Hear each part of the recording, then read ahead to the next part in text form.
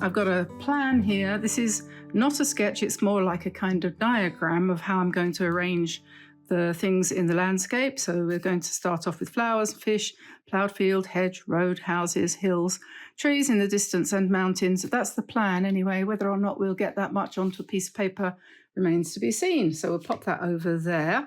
Now looking at this one that I did before, I put in some blue and then I painted the houses on top and then various different colours going down. So I'll do this one a little bit different. We'll start off with some blue for the sky. I'm going to use ultramarine light, which means ultramarine with white in it. And let's just, now the whole idea of this is that it's a relaxing thing. It's a bit of a doodle or a doddle, depending on how you want to think about it. I have no idea how this is going to turn out because I never do. Nothing I do is ever done according to a big plan. I tend to basically make it up as I go along. I'm not one for making big plans because they never work out. That's what I've always found anyway. One of those strange things about my life.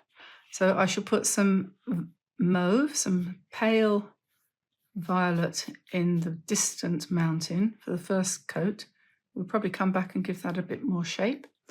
And then the one in front, are we going to have it winter, or I think it probably better be winter, don't you? So we'll just put in some snowy areas just like that. And then we'll put some pine trees in front, I expect, but we won't do that yet because I'm going to carry on. So the hills will be green.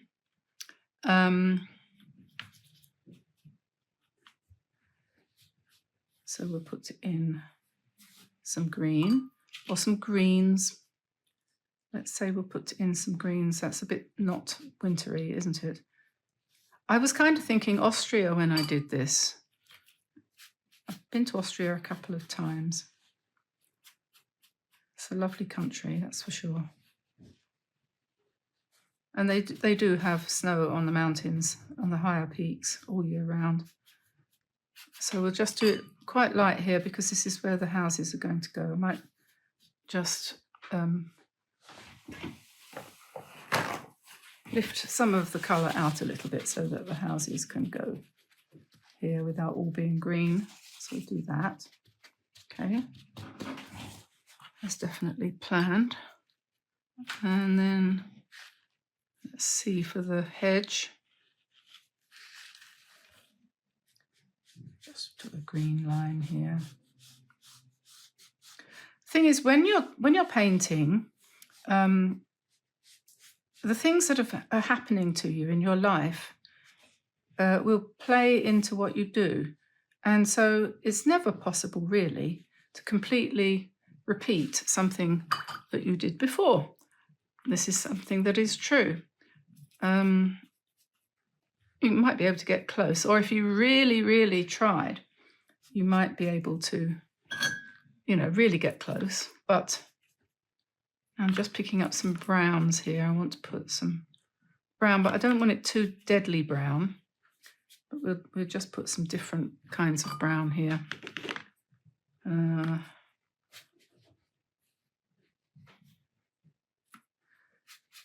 Yeah, so I don't really know. I'm painting quite fast, actually, at the moment, because it's nearly dinner time. Ploughed fields, yes, so just put the brown in. It's a background, okay? So we'll come in afterwards and put the details in. Now the river runs through here. Let's go for some blue, some various blues.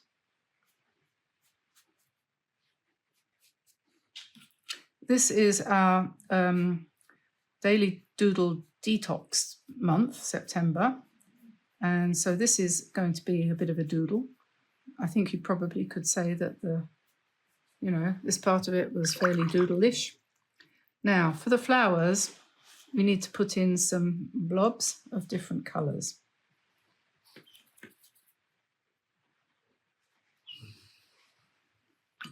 And we'll put some yellow.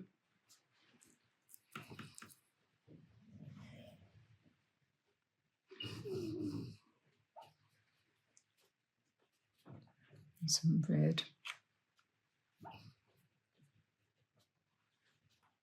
And I will put in some green.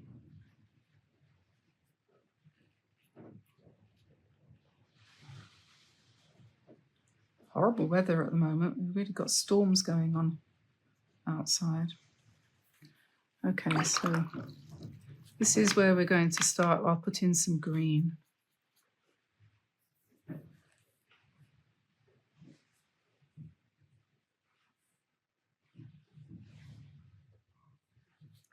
You can really have a bit of fun with this brush. It's good for doing washes, and it's also very good for doing fine lines. You can use the very tip top of it.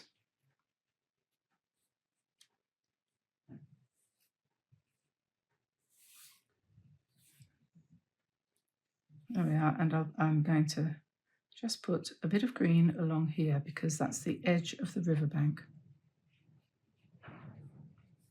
on this side. Okay. And then I'm going to, I think I might dry it. Maybe I should just put a little bit of green on the other side too. And let that blur a bit.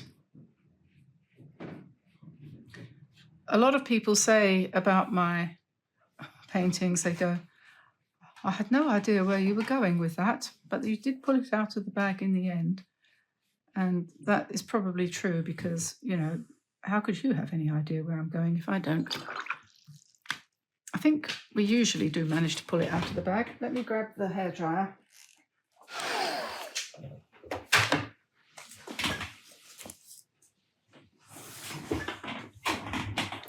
Okay, so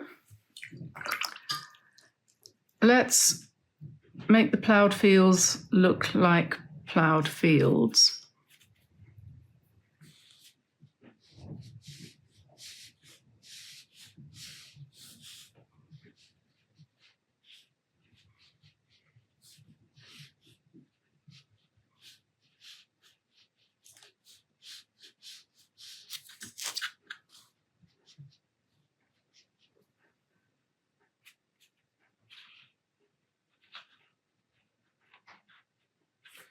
Okay, something like that.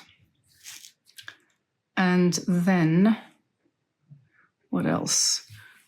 And I wanted to make this area here a bit duller. It's a bit too bright to be in the distance like that, so we'll just make that a bit duller and that can sit there and dry. And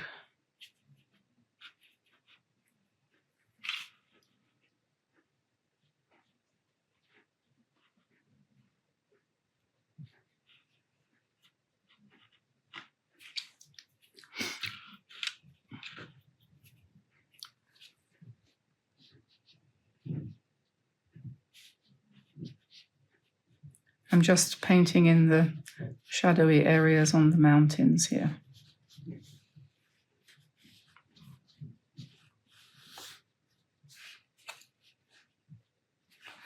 And then I think I'll put some trees.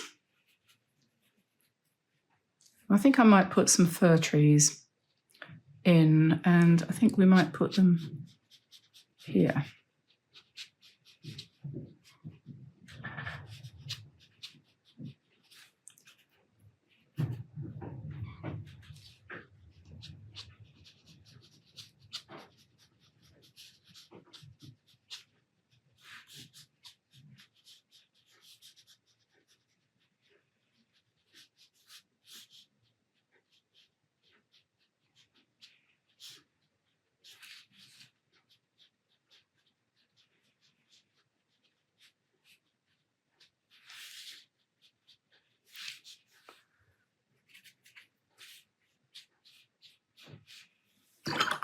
There we are, just put some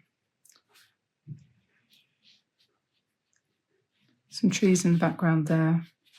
And now I'm going to put the houses in front. And am I going to do that next or not? I think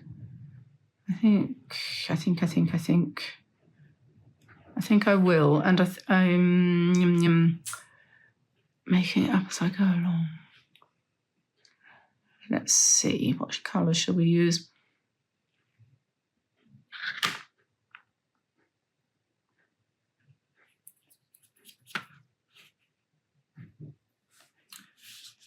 I'm just going to paint in some shapes. Okay, and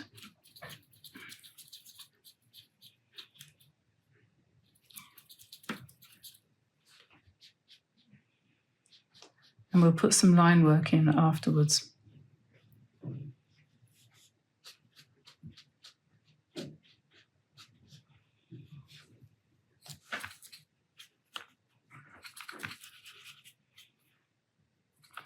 This one's going to be a bit pink.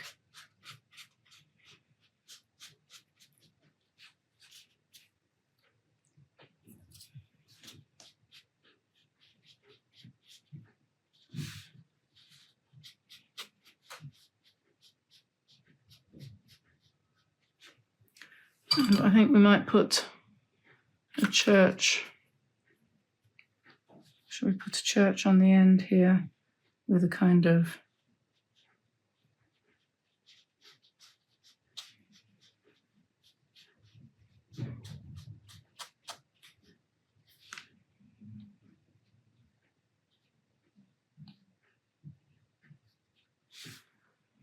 okay.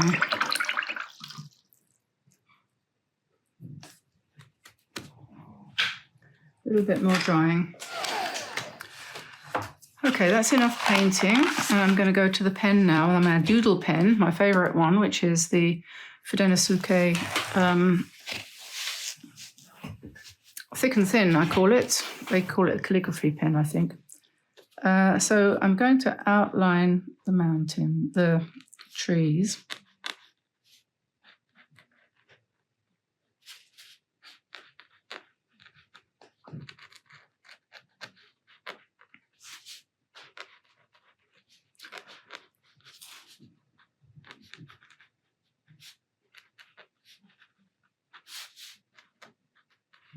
I think I was trying to say earlier on that whatever mood you're in influences the way you paint and draw.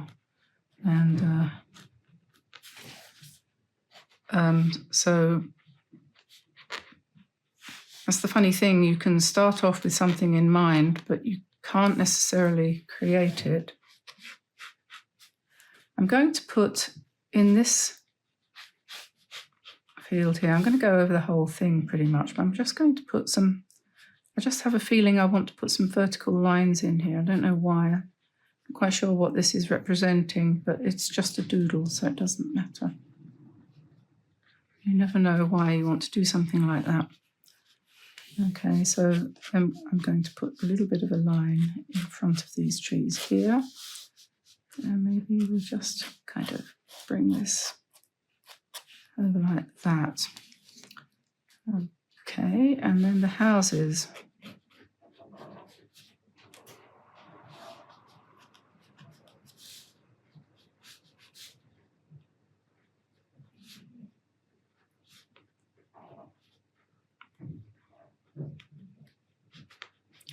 I find that when I start doing this kind of thing, as I go along, I get into the zone, so to speak.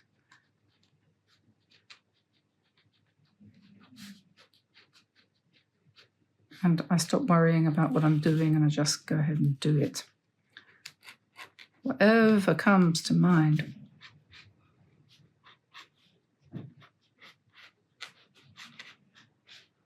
Just look at the colour that you've laid down and hopefully it's nice and random. And then you come in with your windows and your doors.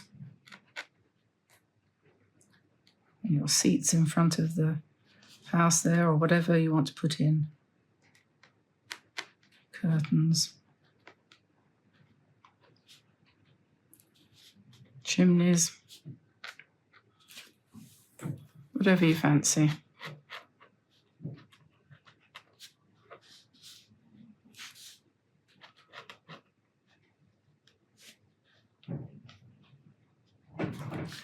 down here we can have another little shed on the side here, bit of fence.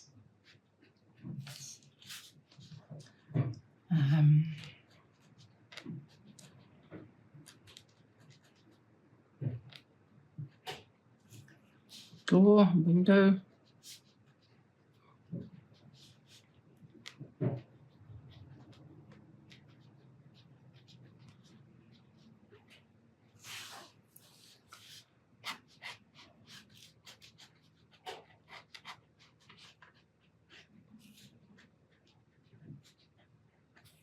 We could put little trees in here too, which we can colour in afterwards.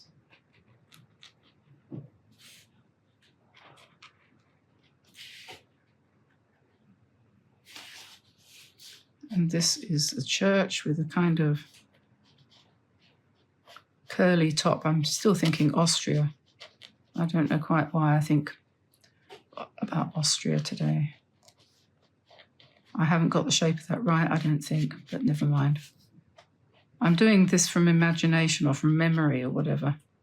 So it's all going to be a little bit chaotic, but never mind. Okay, so that's that. I'm going to grab my brush and just put some colour in behind here.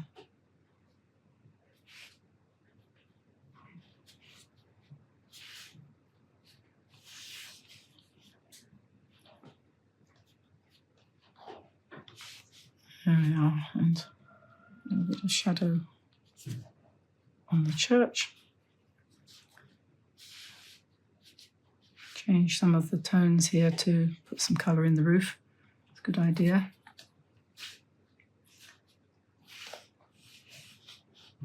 And I suppose this one needs some life. I think this one's just a barn that belongs to this house here, it's farmhouse.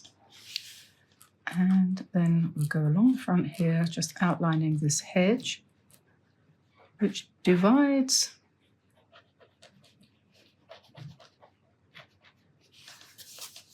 the village from the ploughed field.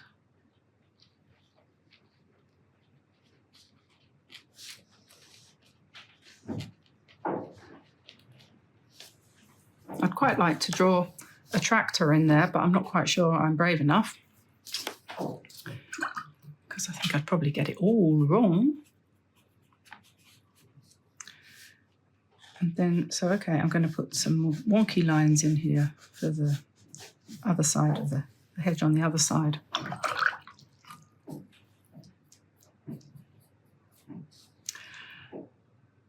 And in the water,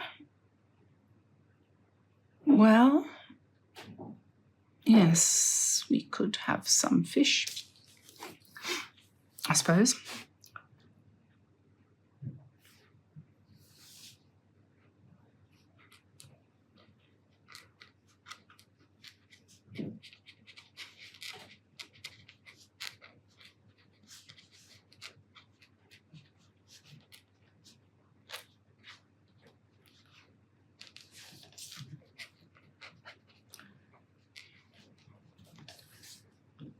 Can't really put, it's not quite doodly enough for that, is it? Not really. Well, I'm going to put the flowers in now. I'm just going to go for it and put the leaves and everything. The problem with using cold press paper for something like this is that you have to slow down, because otherwise your lines break up too much. Okay, so that's the thing. I like to work a little bit faster myself, but it's probably partly this pen, actually. If I was to use an ordinary, I could try it. I could try one of the, that's 0.8, let's see how that goes. Yeah, that's better, because this one's got a kind of soft tip to it, so.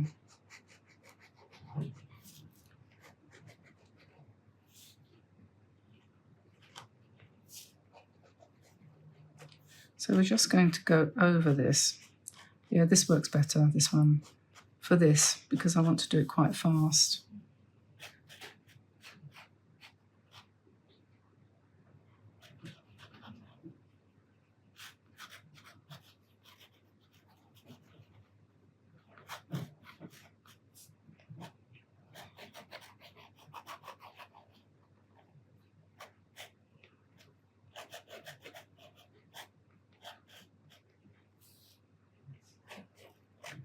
If we want to make these green ones into definite leaves, then we should do those first, really.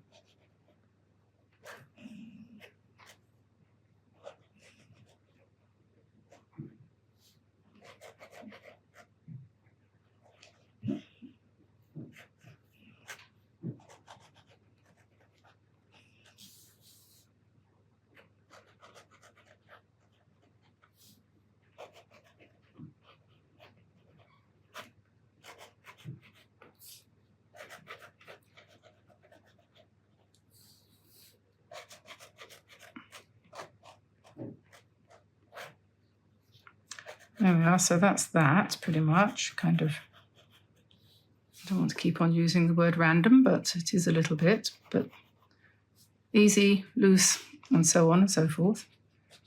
Okay, so now I know what I want to do here, which is to go over these lines.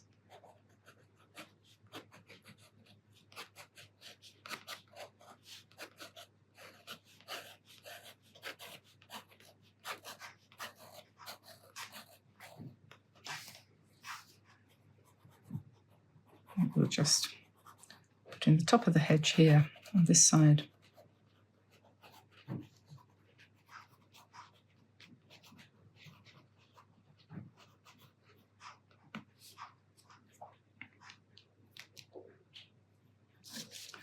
And I think we need some white now, so let's find our Signo pen.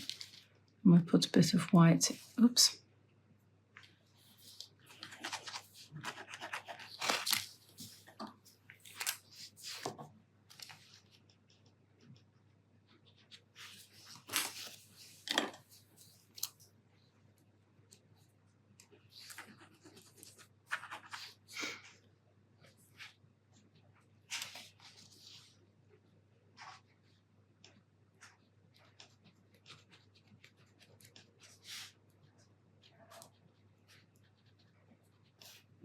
A little light in the windows.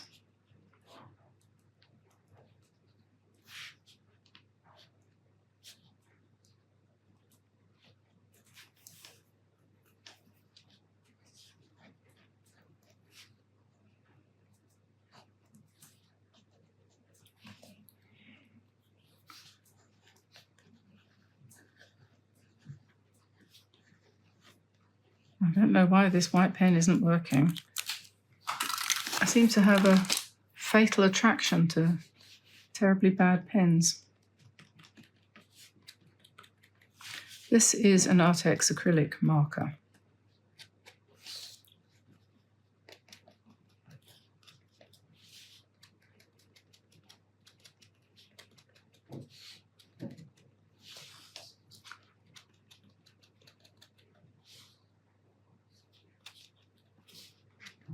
That does work, you know, it really does work.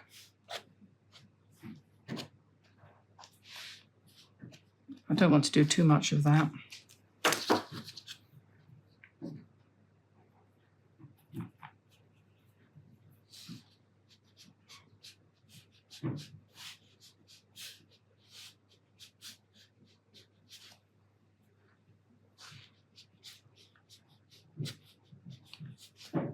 If you try something like this, you can throw all caution to the winds and just play and practice your brush marks. It's the best way I know of is to try something that is just a bit of fun, literally.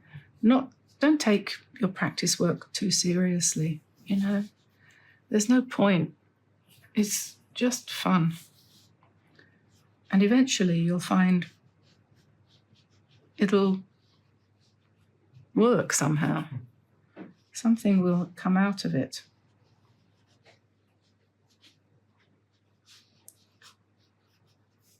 you can't ever really, I don't think you should ever predict. Don't plan too much, especially not at the beginning.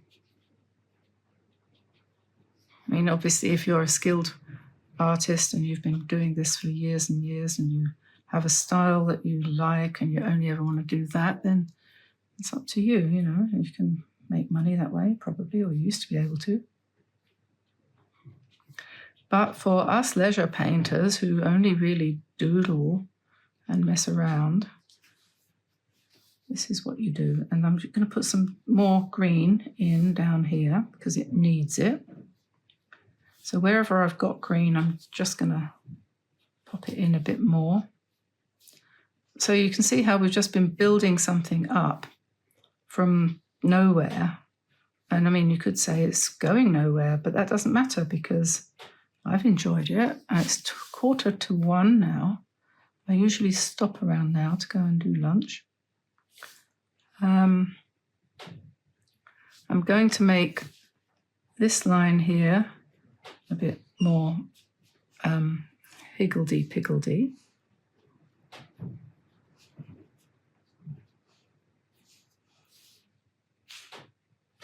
A little bit more of the green into these trees in the background here. Okay, so now I'm going to take the tape off.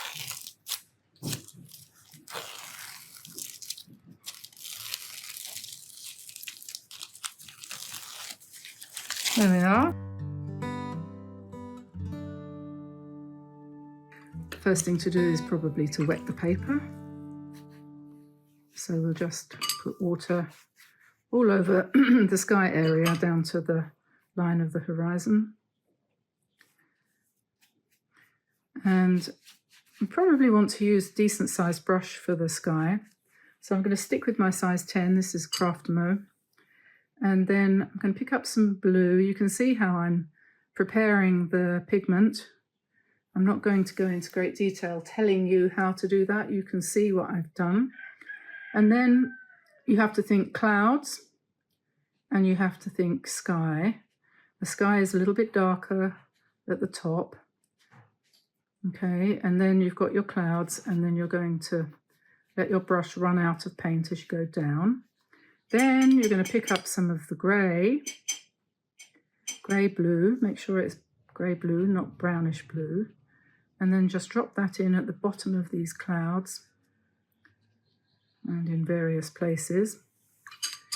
And then if we're going to keep it nice and soft, we just let the whole thing kind of drift down towards the horizon.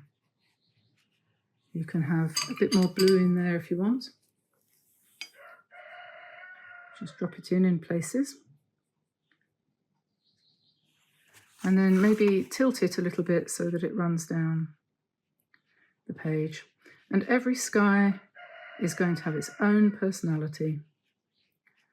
It's going to depend on how you feel on that particular day, how the paper feels, how the paint feels, what brush you use, exactly the proportions of pigment that you pick up, and all those things. And you'll never do the same thing twice.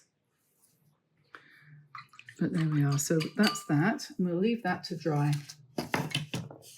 And I shall come back in a minute for the next step. So we'll just let that dry. So that's dry now. And we're going to now move on to the greens. And for this hill in the distance, I'm going to use basically shadow green, which is this one here. And it's quite muted, I suppose you could say. You can adjust that according to what you fancy. Let me see, perhaps I can try it out on a piece of paper ahead of time. And if that doesn't seem very realistic to you, you could always add a little bit of yellow to make it a little, just a tiny bit yellower, perhaps.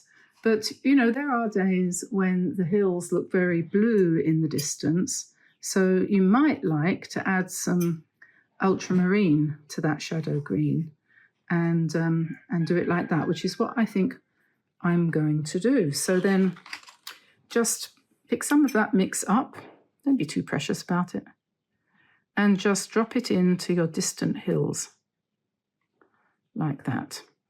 And if you can, let your hand shake a little bit, and then maybe go back in with slightly more intense blue and just drop a bit more in places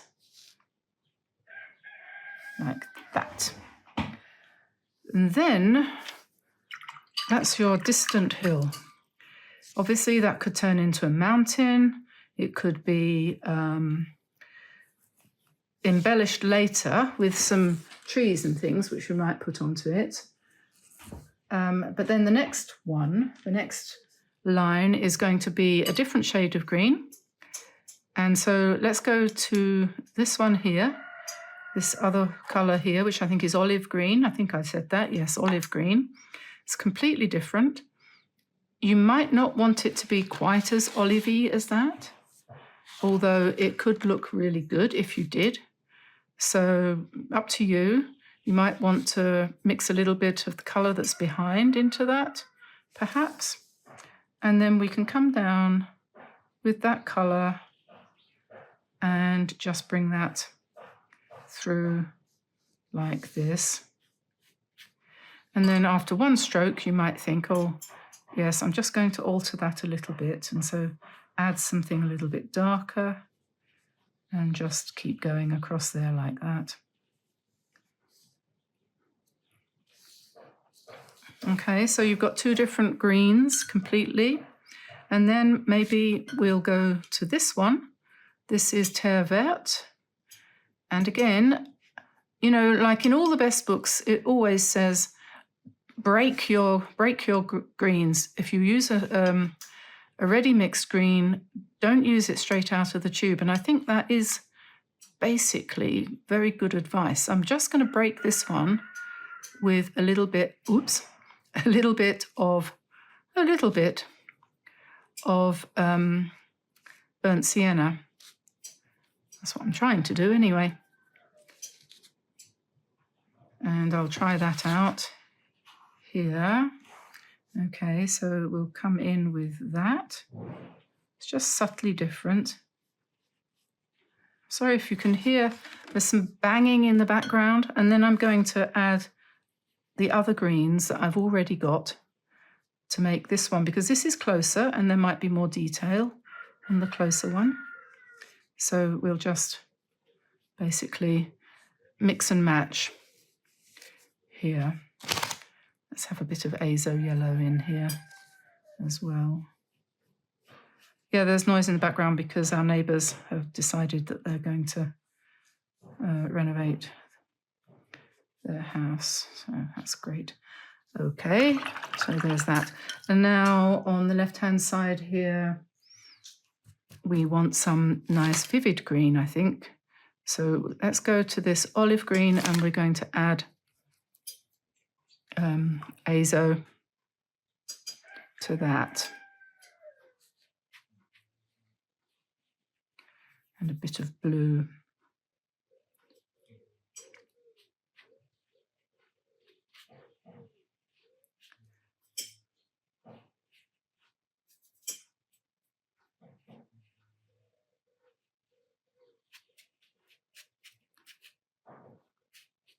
Just keep varying it as you go down. Don't paint in lines going across. You're not painting a wall. Okay, so there we are. We have that. And then I'm going to go to my yellow ochre. This one here, which you can't see. Sorry. With this one here with a little bit of azo yellow in it to brighten it up. And then we're going to pretend that this in the front here is a field of harvested corn. That is to say wheat, an empty wheat field. You can see all the little mice in there rushing around. Okay, so there we are. We've got all of our, we're going to put some variations in there. And now we're going to let that dry, and then we will come back to finish it off. So this is dry now. I did run the hairdryer over it to make sure that it was. And so we've got a nice background here. And of course, when you do a landscape, you do need to think about features in order to give it some interest. And also have to think about covering up your mistakes. So along the lines where the colours have joined, if you've got any kind of, you might call stitching errors or whatever, you can just paint over them with trees. So we're going to put a tree line here. And this is actually quite a common sight in France. I don't know if you have similar things where you live, but, you know, hedges where they haven't been cut down, massacred and all the rest of it. We're trying to protect some of our little trees that we've planted on our border between us and the road that goes past us. Tamsin has planted some seedlings, which are now growing up a little bit, saplings from England that we brought over. And we have been told that the hedge cutters are coming from the council, and that what they do is they have a horrible machine which just completely destroys everything, and we're very unhappy about it because it certainly isn't good for nature, all the poor little animals and things that are nesting and raising their families in the hedges. So we're putting a flag along the line of the hedge to try to persuade them not to cut too far in. It'll still destroy some of the wildlife, but hopefully not too much, not as much as it would otherwise. So I'm mixing this dark green here, which is the shadow green, with ultramarine blue to get what you could call a really strong shadow colour, really darker than the shadow green originally. And then I'm just dabbing in little random dark marks to sort of indicate forest, trees in the distance, and so on and so forth.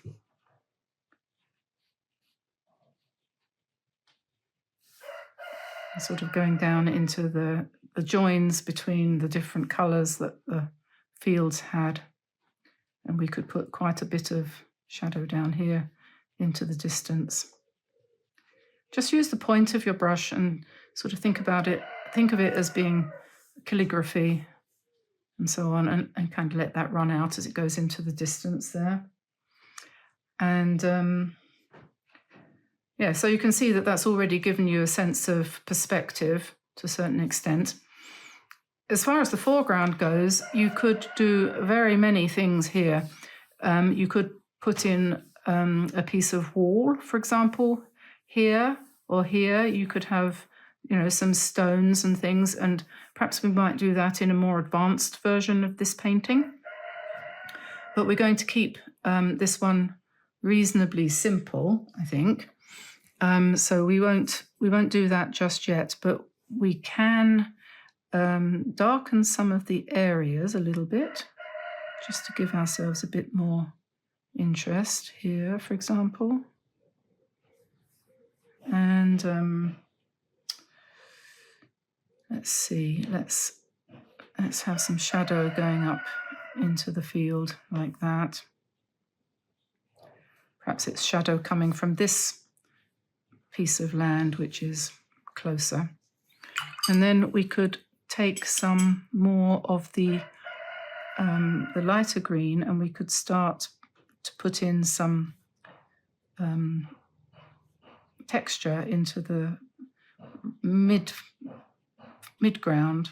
So this could be an indication of crops or something that's growing in the field. As it gets further away, the lines become less distinct. And in the foreground, you might even put a few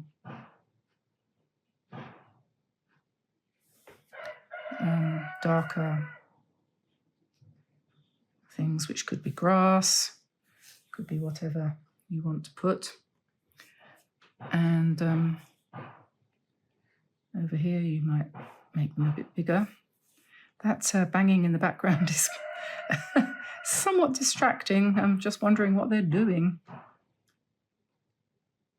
It's been so quiet here for the last 3 or 4 years with the pandemic and having had our neighbour pass away and leave his house empty for probably coming on for 5, no, it must be 3 years, something like that. So anyway, that's a nice textured field there. And then we're going to come into the foreground here. We'll pick up some burnt sienna, mix that with some green to make a sort of shadowy, browny green colour. And then we're going to paint some, like some ruts or something in the ground. So just, and this is where I always remember the wise advice of Roland Hilder saying, always leave some blank space. Let your eye rest somewhere in the picture. Even if it's only a little area like that, it shouldn't have every single square inch of your painting covered. It should somewhere be, calm, peaceful. So I'm just going to go down the bottom here of this and just put some shadow in, and also along the base of the trees in the distance, just to give them more embeddedness. And you see how simple this is. This, you build it up step by step and don't fuss too much and know when to stop, which is probably around about now. And you might want to just put some real darks in here, somewhere in the center, coming towards the center. Just a few dots and dashes, because you want to echo your darks in the background there, but not too much. And then you're going to let that dry. It always dries a little bit lighter. And if you wanted to add another colour, you could come in like I did on one of mine. I put some, on this one here. And I'm not entirely sure that it's completely successful, but I did have a go at putting in some poppies and things. But I quite like to leave it nice and simple with just these colours. So give me blue. This is cobalt blue. We'll mix that up before we start. And I will wet the sky first.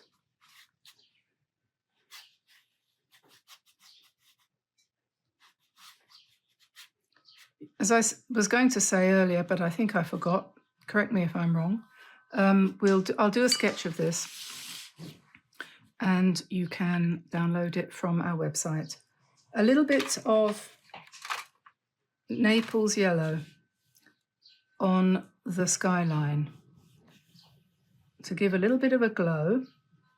And Naples yellow I choose because you can use raw sienna, but I choose Naples yellow because it doesn't tend to go green when it meets the sky.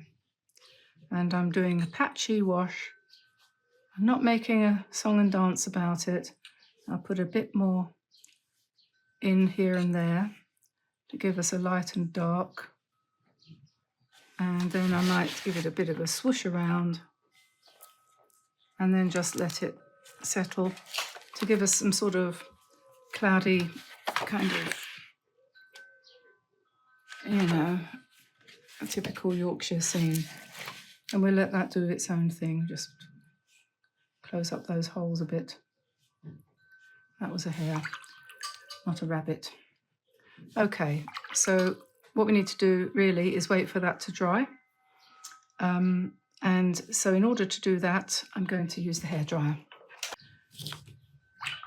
Now you could leave the sky just like that if you wanted to, or you can come in and just strengthen the darker parts and basically drop in a bit more of a cloudy atmosphere. That's entirely optional. Now, the next thing to do is to put in the hills in the distance. And for that, I'm going to try today mixing on, sorry about the racket, try to mix some greens on the palette that I've got here. Because I don't normally do that, but I just thought I would do that for a change. But first of all, what I'm going to do for the very distantest hill is use this green, which is sitting here neglected in a palette that I used earlier on today to paint today's challenge picture. And that is a nice sludgy green. And then we can change it slightly by mixing it with the other thing that was right next to it. Just paint the sections of the hills in the distance there. We could go from there to this one that was sitting here, also neglected, for this one right in the distance.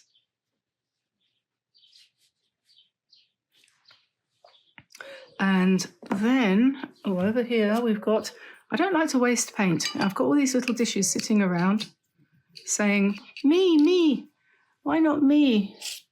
So indeed, why not? Here we have another nice green. So let's put that in here. And if it kind of melds with the one behind it, don't be afraid. It will not harm you. And you can change it halfway down, add in a bit more blue, which would be like for a woodland or something like that. Okay, and then maybe something really pale. So this is buff titanium with a little bit of pink in it. So we'll put that field in there. And then we've got a big one over here, but we're not going to leave it as a big one because we're going to paint several colours in there.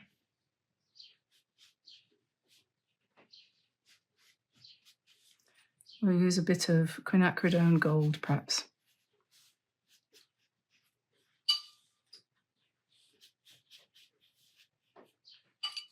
And then maybe we'll kind of go into the greens a little bit.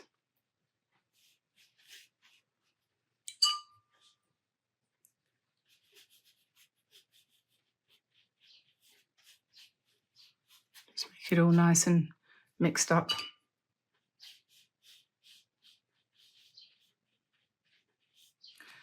And how about a nice soft section of green here?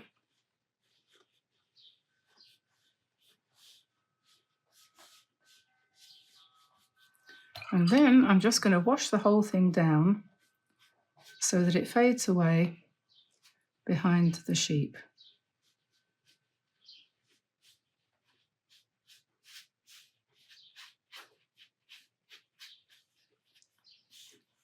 When that's dry, we'll put in some, it might already be dry near the back. We'll put in some trees on the joins, so we don't need to worry about the joins. So we'll just dry this again. Now, next thing, let's put some of these trees and bushes in the background. And we'll pick up some, I said I would try doing it here, didn't I? Yeah, now that's quite a nice colour for our trees in the distance. Perhaps we'll put some along here. So I'm using a much smaller brush now. This is a size 5. And we just go along that edge.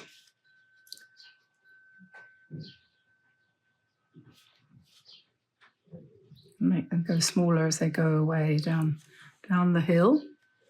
And then we could add a little bit of quinacridone to that to make it into a slightly different colour. And we could put some trees just standing over here. And maybe I'll just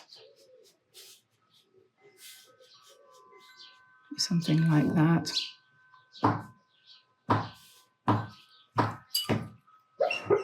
Oh dear, the dogs are all having nightmares. Bad dreams. We add a bit of blue, perhaps.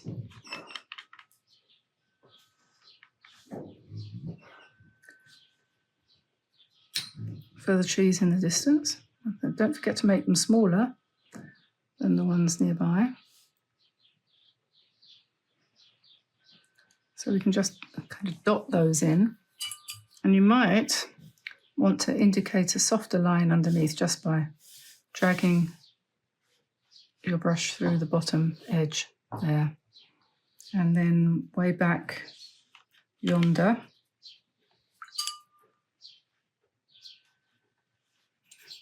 a bit more blue in it. We could pretend this is a sort of forest in the distance on there.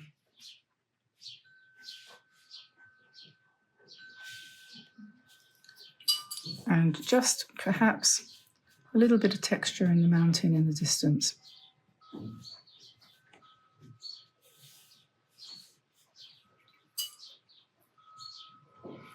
We'll leave that for the minute, and I'm going to scoot these out of the way and go to the Daniel Smith and his hematite. So, whoopsie. Oh, it's been a hot day today.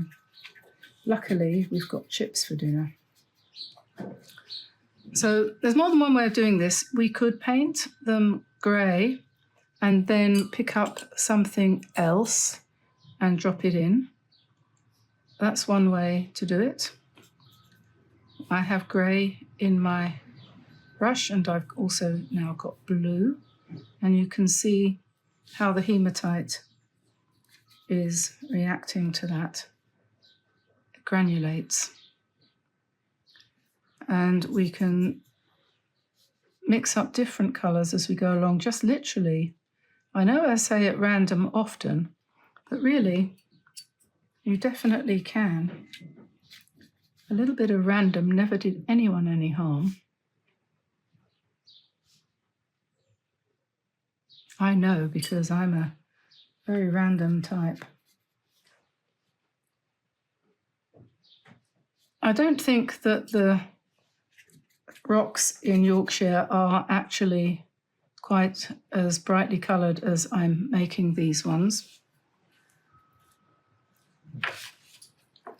But let's not worry about reality for once.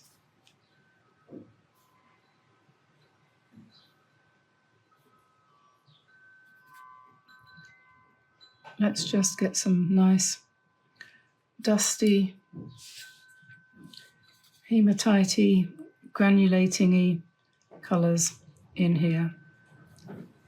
And appreciate how much variety you can get with just a couple of colours that were left on your palette from last time, and a bit of hematite to act as your desaturator, or whatever it was that we were talking about the other day.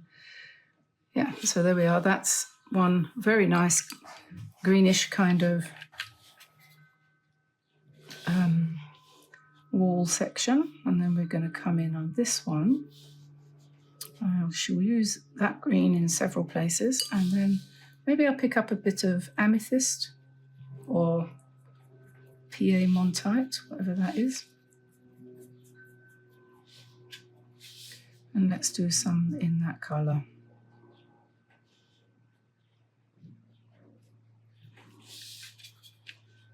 Mix up a nice sludgy bunch of greens and greys and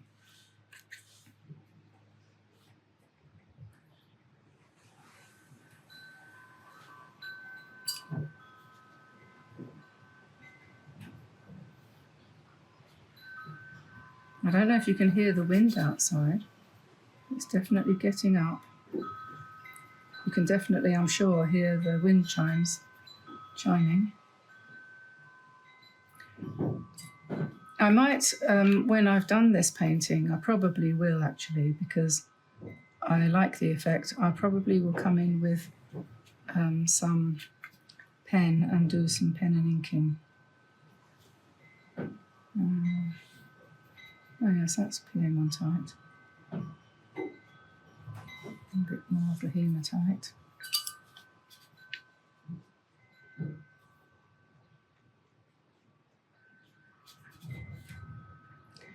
And honestly, I'm not thinking very much about what I'm doing here. I'm just basically going for it.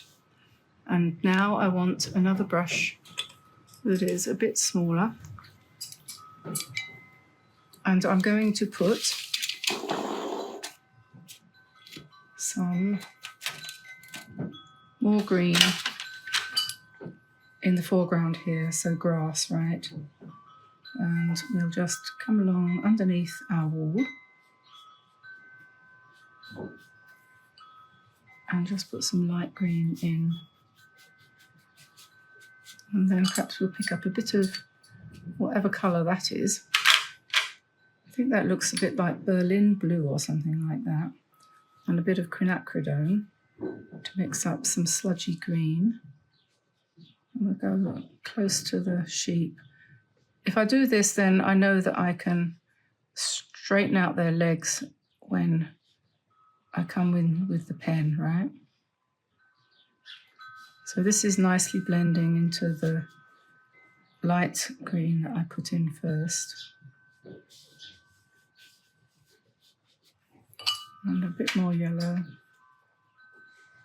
Perhaps a bit more yellow still, just down here, to offset that perhaps.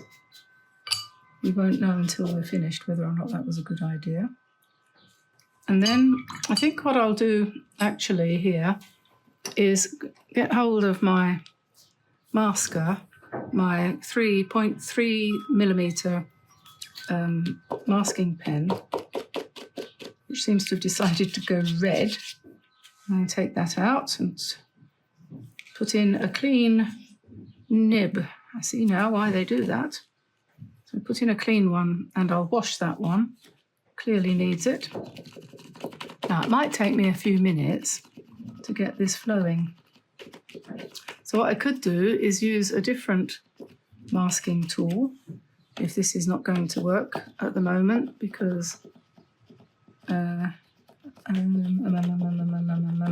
long does it take to come through, do you think?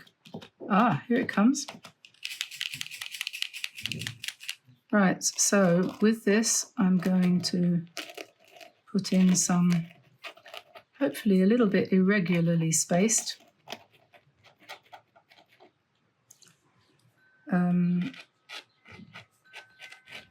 grasses, for example. And oh, I need to dry that. Hang on.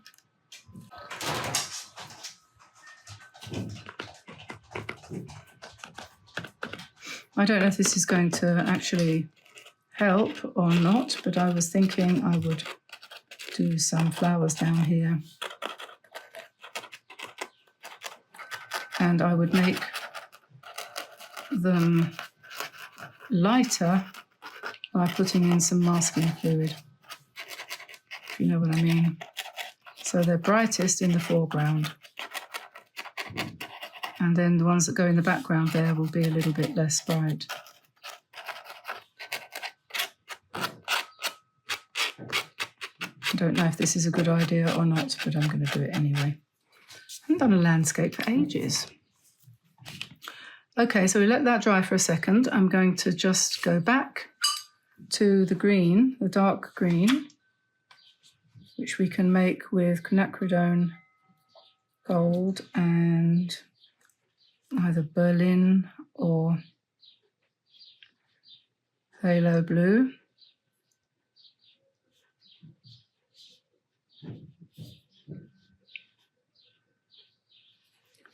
And let's just bring this over here, and we can start perhaps putting in some grasses. If I go to a smaller brush,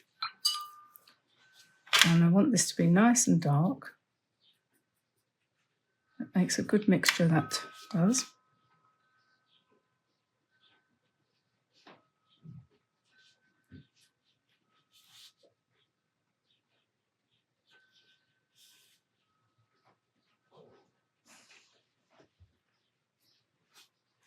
A few dots over here.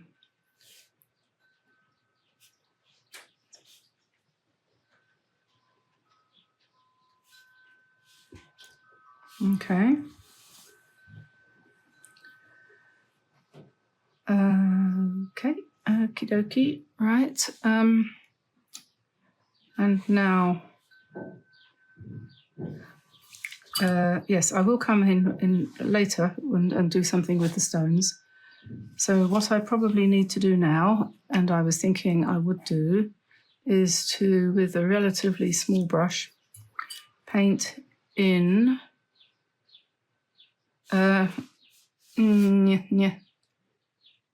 yes, I need to probably get some of this a bit lighter and paint in grasses and things like that in the foreground.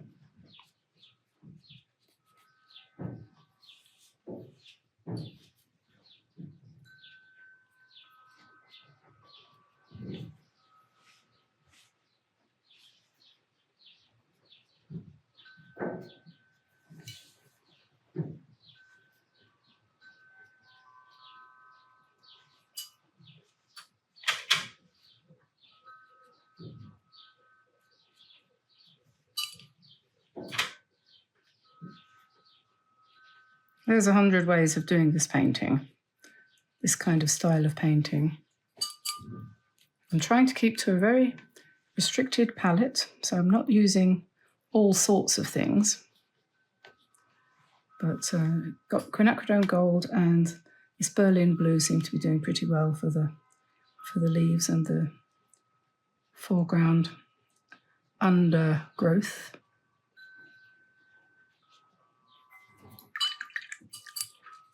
Which we will dry. Now, question is, can we get this to come off of the page? This is the test of a good masking fluid, isn't it? If it comes off and if it leaves you with nice clean spots behind. And we will see. Seems to be working.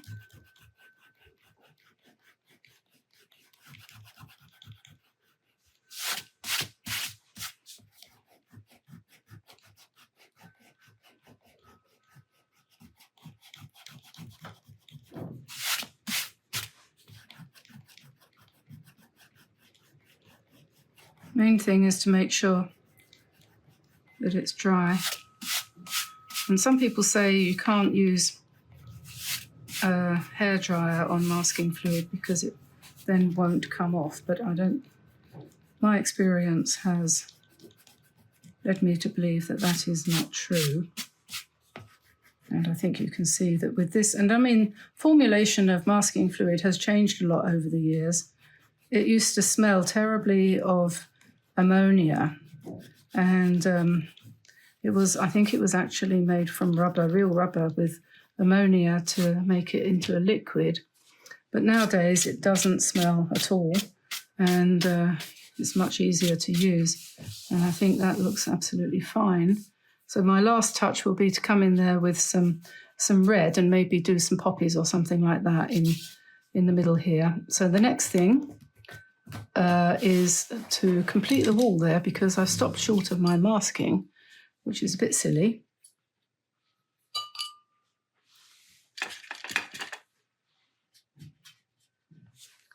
I need a bit more of this colour over here. Just make them a bit indistinct like that. And we're going to want to also have some dashes and dots and doodles and things of different colours in the foreground here.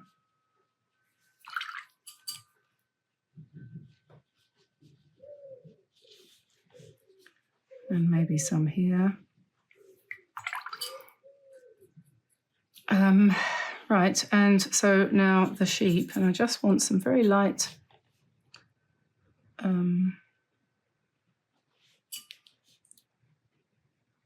grey, which we'll just put on one side.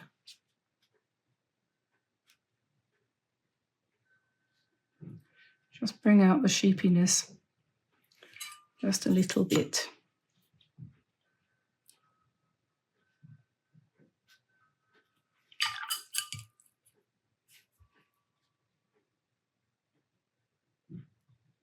If you go around their heads, it's possibly the best thing to do. These do tend to look a little bit like my sheep. Okay, so then we'll wait for their bodies to dry and then we'll put their legs in. And I think we probably need, in this painting here, where I deliberately left some space here, I think we want to put some trees. So let's find a dark colour for the branches. They don't necessarily have to be trees as such, but we will want some sort of dark brown. And maybe, I don't know, shall I use a smaller brush? I'm not really very experienced with very small brushes. I suppose that's a good reason to try something out like that, isn't it? So let's see what happens.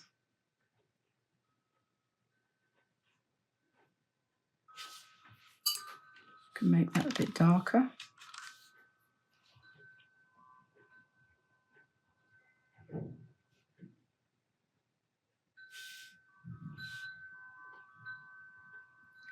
I'm going to do these in very lightly and loosely.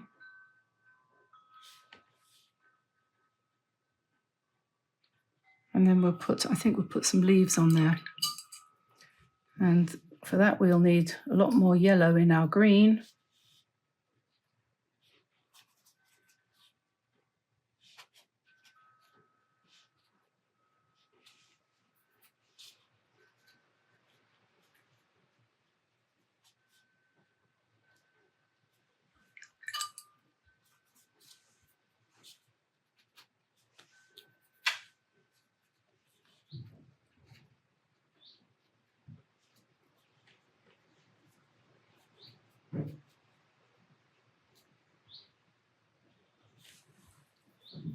Okay, and then over this side, I think what I'm going to do is I'm going to just paint in a bit more of a kind of a bushy sort of effort over here. So we've got a few trees there, and let's find some more of that brown. And we've got a hedge, basically, you know, a hedge here. Right, and so let's do our sheep's legs, shall we? Not quite dry. This is where the little brush comes in handy, and we'll just indicate legs.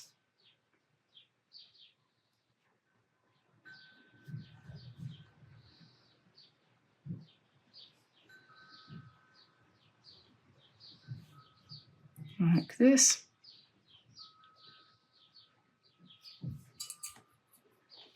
And my sheep don't have black faces. They do have dark ears, though.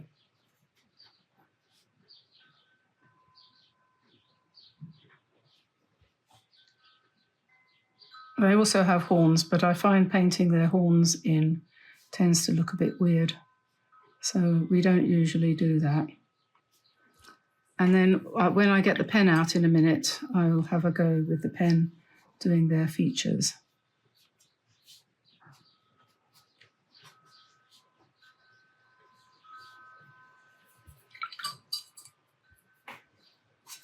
I do think I need some texture on this field here. It's looking a bit pale, isn't it? And here, I think we need some trees or a hedge line or something like that going up there. And maybe a bit here too. It's a bit pale. Okie dokie. Right, so we're going to put in some poppies or something red.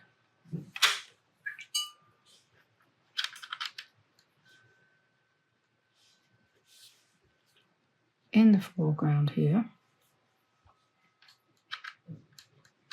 This is cadmium red.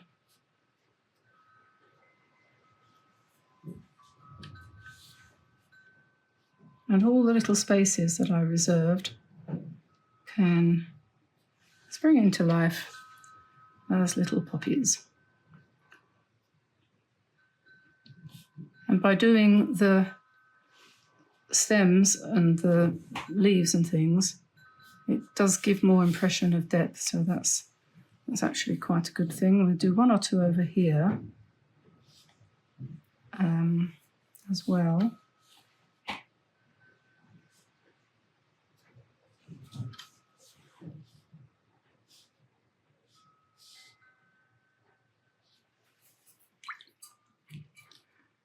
And I'm never very keen on actually filling the whole entirety of the foreground with a barrier. I like to, in general, keep it relatively open so you can feel as if you're walking into the picture in a way.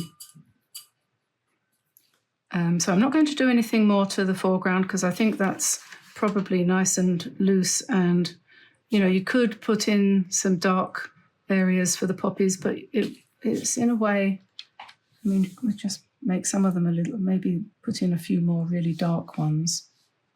Have I missed any of my, I think I have missed a few. So one here. And perhaps we put one or two up here as well. Now, I said I was going to do some pen work, didn't I? And I definitely need that for the sheep because I'm never going to be able to do their faces without using a pen. Here comes the hairdryer. That's just so that I don't smudge anything. Now, I need to test out the face of a sheep. I haven't painted a sheep for a while. So just on my table here, I'm going to just do a quick test. So I give them a nose and a mouth like that, and then their eyes, usually quite low down. That's right, that's what I normally do. So we give them a nose and a mouth and their eyes, something like that. And then I might go round with a bit of pen, just very lightly.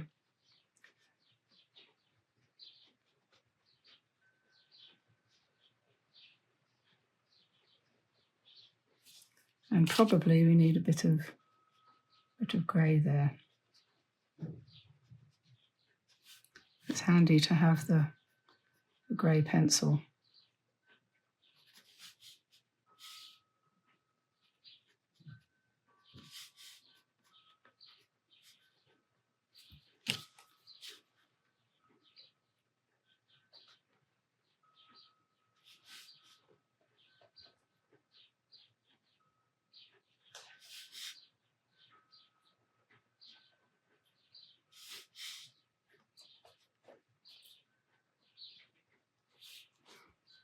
Okay, and it wouldn't be a completely irrational thing to do to just give yourself a bit of a mixed media effect and give these sheep a bit more texture to their fleeces by using a pen. Sorry, a pencil, watercolor pencil. You can do that quite well. Might be easier than using a brush and paint.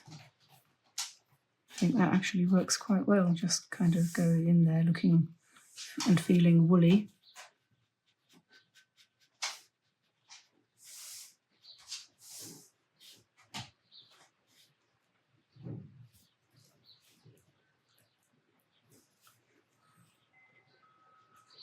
I think his ears are a little bit floaty, but never mind. Got her ears.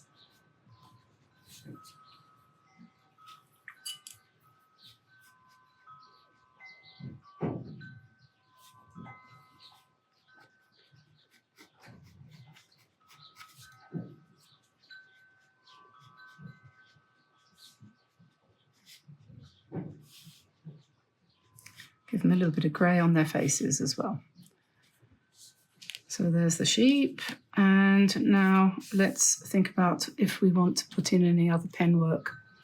I think some of the stones might benefit from having some kind of outline to delineate where the stones actually are, and maybe to put a few cracks in there as well, and fill in some of the holes that I've left between them.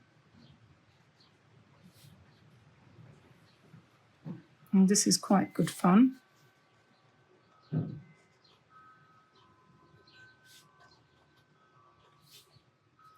Especially if and when you like the effect that you achieve. It's particularly important to give the joints their character.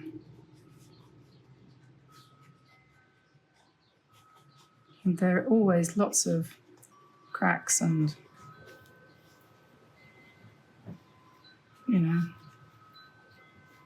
irregularities, and you could go on for ages doing pen work on here, but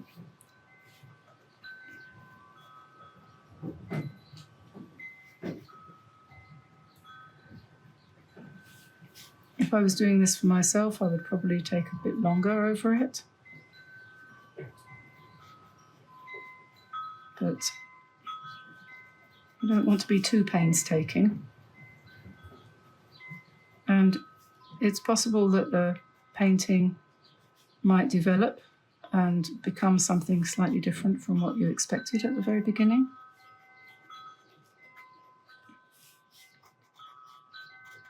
You might be surprised by what you can create. If it doesn't turn out the way you expected or hoped for, then my suggestion would be to do it again. Try it again. Don't say, I can't do that. Right, so then we want some kind of... I'm wondering whether to go with my other black pen. This one, which does light and dark for the more hefty kind of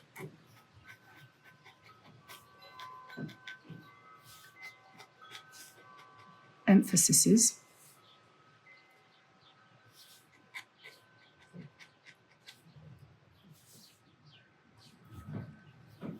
And we'll kind of do some crosses up here as well, around the sheep.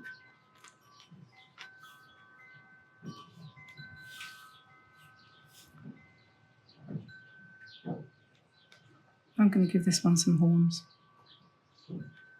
My sheep have all got really weird horns. Give her a black top knot too.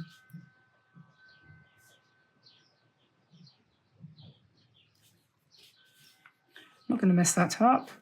Okay, the trees, you can just add a few branches here and there in the holes. And here too, perhaps. Just one or two bits and pieces. And then down here, like I said, we can put a few poppy centres in. I wouldn't want to do them all, but just a few. I'm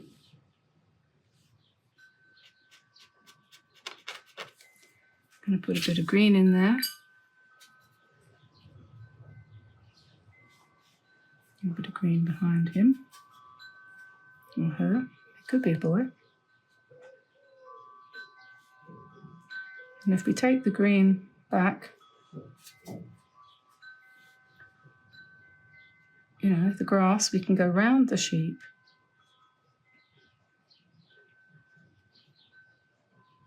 And that's why I kind of left it blank in the first place, because we can go back up around them.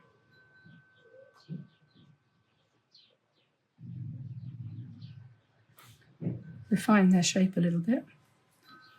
Put a little bit more green in here if you want, rather than having it so pale. So we have another layer of land behind. But still keeping it nice and light as if the sun's shining. And then we'll just pick up our small brush again and put in a few more really dark sprigs. Try and make it really dark.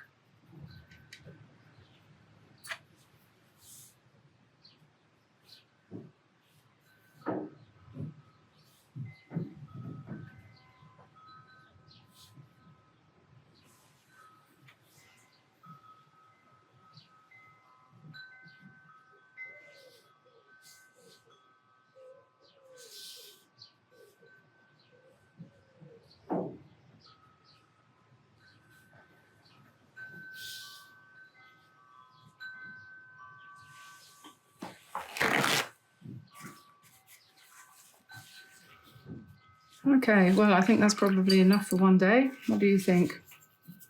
We could maybe make the sheep just a little bit darker on this one side. And I'm going to correct, using my marker here, correct his head. Let's take that down a little bit. I know that's not perfect, but I'll go over that again and wipe that out. A bit of acrylic or gouache will sort that out. So I'm going to wet the paper. This is a block, so it won't cockle too much. It might bend a little bit, but when it's dry, it will straighten out. So let's just put, this is always quite a nice part of it, I think, just putting water on paper. I quite enjoy this side of it. But then even better still, of course, is the next thing that you do, which is to put the colour on. And you could use any blue for your sky, and you don't even, in fact, you don't have to use blue, because, skies do go other colours as well, but if you want anything remotely resembling something vaguely realistic, not that you have to, you could use ultramarine, or you could use cerulean or cobalt blue. They're all good. And this set, if you look here on the inside of the lid, you can see you have a choice of ultramarine, cerulean, you've got turquoise blue. I don't think this one's got cobalt, but the set of 48 has, I think. And you've also got ultramarine pale, which is a kind of semi-opaque one. It's a pastel colour, that one there. But we'll start with a little bit of ultramarine. And when you pop that in, it just... I'm just going to put something there. It just can't wait to mix with the water, can it? So you drop it in and you get these, just get rid of the shadow. There we are. So if you want a nice, soft and gentle sky, just with very pale, sky and a little bit of cloud underneath, something like that, you can do it like that, or you can add a lot more colour if you want to make it darker. But all the time you add it into the wet background, it's going to spread and smooth itself out in a nice way like that. You don't have to have it on an angle, but if you do, it will tend to drift down. I picked up a little bit of raw sienna, and I'm just going to pop that in there, because I quite like to do that because it gives me the definition between the sky and the land. And once that's dried a little bit, if I wanted to put some hills or mountains in the distance, then I can put them in on top of that. And then what I could do next is I could start with some sort of bluey green in the distance for land, grass, or whatever, and that of course will mix quite nicely with the raw sienna, and you can sort of spread it out a bit like that. So this is just a kind of background really, isn't it? And then we might change, we want it to be reasonably bright, because the problem with so many landscapes is that they tend to be all very, you know, dull colours and things. So I'm trying to be a bit more colourful, that's the word, colourful. So we'll put some yellows here. And on this side we'll put some more greens. We'll go for the sap green. You notice I'm not doing any shapes really, just colours, okay? So I'm thinking land, and I have a photo in front of me of a landscape which is giving me some inspiration, but I'm not trying to copy it. I'm just reminding myself what landscape looks like. Because if I look out the window here, all I can see is concrete and houses and stuff like that. Okay, so you need a bit of inspiration no matter what you're painting, really.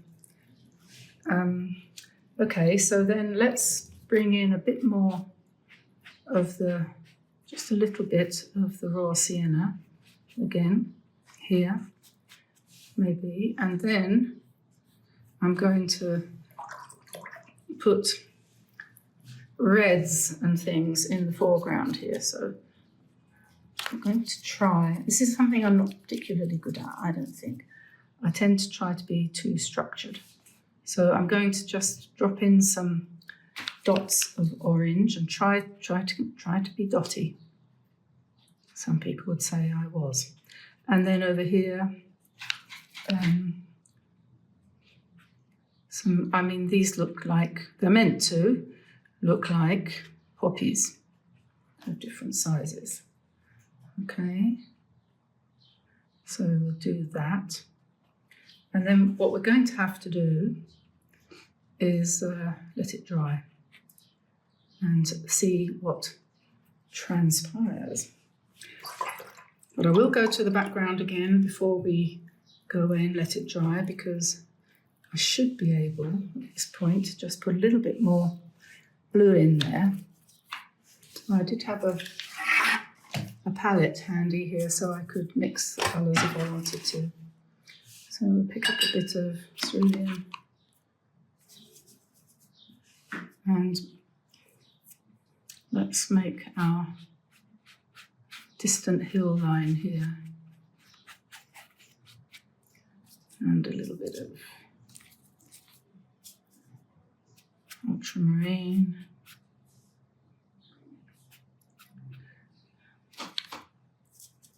And then perhaps a bit of sort of greenish.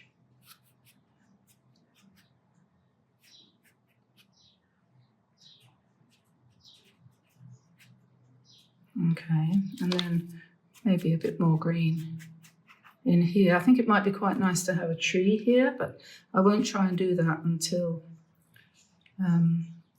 it's drier in the front. And then maybe we'll put some green down here to fill in the gaps, perhaps a bit of. So I've done all of this with this one brush.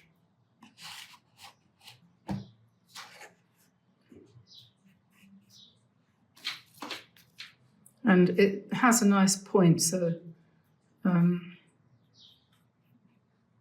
you don't need a small brush just to get a point for your painting.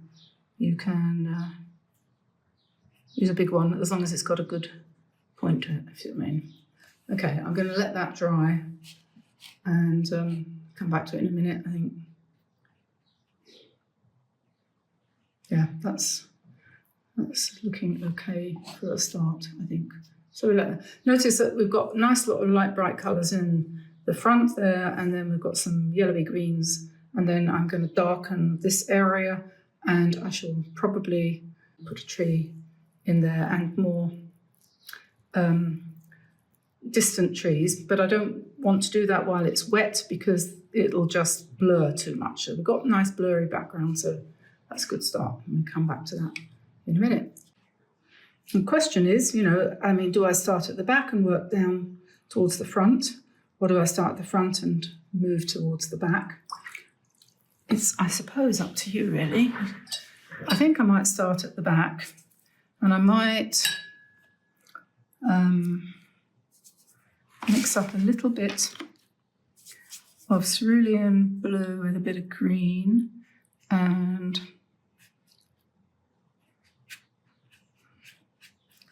let's just put in some distant hills like that. Just let that do its thing.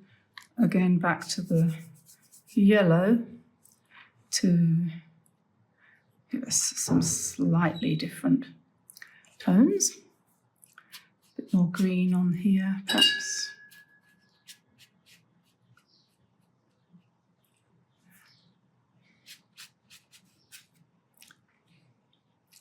And I did say I was thinking about putting a tree over top here, so I probably will. Let's stick with the yellow though. Maybe let's go to the slightly warmer yellow here. I was using the lemon yellow, but maybe the cadmium yellow might be nice. So we'll do that, and then you see where we've got a line and a line. We could put in some dark greenish trees there, couldn't we? Let's see if we just come along here and let them just sort of dab in some dots, which will spread to become trees, and then maybe in the background here as well, a few over there like that, perhaps. And what we could do is then we could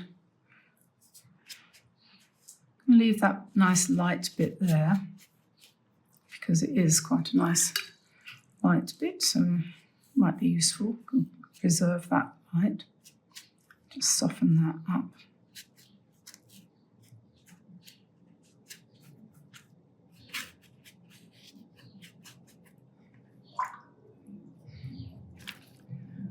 And a bit of yellow ochre, dropping that around here and there.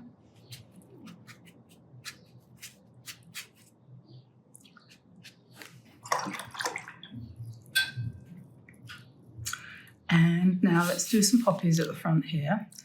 And I think this colour, which is, what does that call itself? Let's see, cadmium scarlet. Yeah, I think that's probably quite a nice poppy colour. So I switch on my shaky hand and let myself just, drop bits and pieces of red. Don't try too hard to make them look like anything specific. Just dabbity-dab-dab here and there.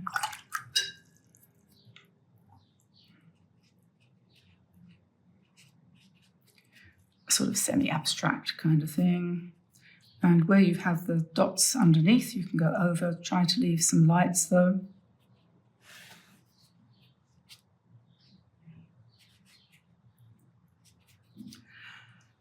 And let's pick up some more of this, the corn colour, I think you would call that, this colour of corn. And we can sort of pretend we've got a cornfield behind.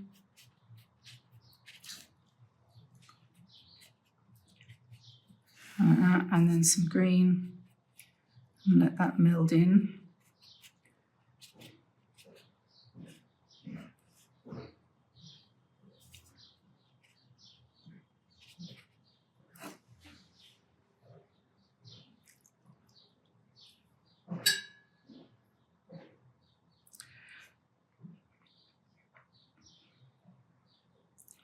So we were talking about the possibility of putting a tree in place, and one of the things that I think is difficult for me, and I think we have talked about this before, is I find it difficult to imagine things unless I can, well, I find things difficult to imagine. So I'm going to put a piece of tracing paper over the top there, and I'm going to grab a pen.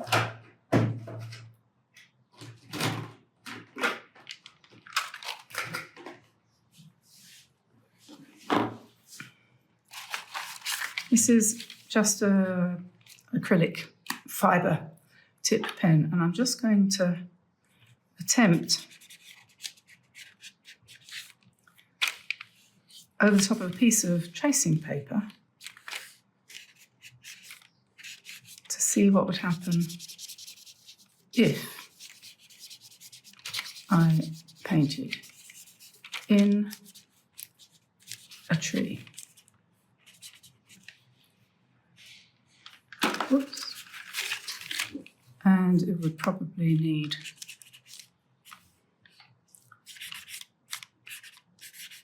perhaps a fence or something like that. And I'm just really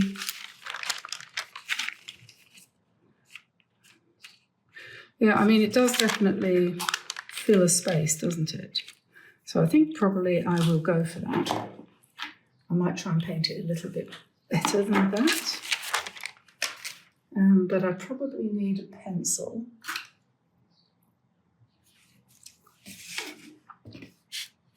To give me a clue, you know. And if we were to say here, we're going to have some kind of fence. And the tree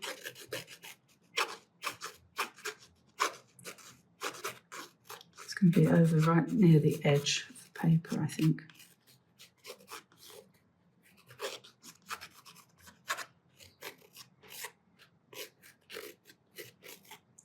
We don't need too much detail. I just need a guide. So, yeah, so the fence is going to go over like that. Okay, so let's what? Let's go for a smaller brush still. This one is I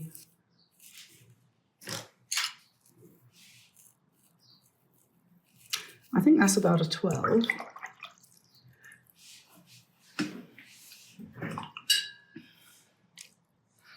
So we want the fence to be kind of mouldy green and brown mixture because it's wood, but it's kind of gone a little bit rustic looking. So we mix some brown with some green, and we'll just pop in some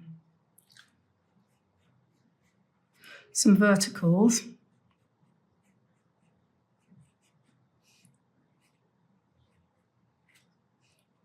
Keep it all kind of a little bit rustic. And then we want a darker brown to give us a shadow on one side. We might put that in once it's a little bit drier.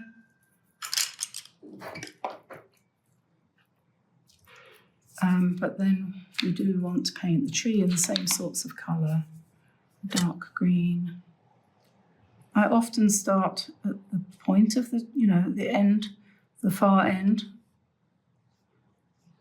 when I do trees. And we will want to soften that. We don't want to be too much detail.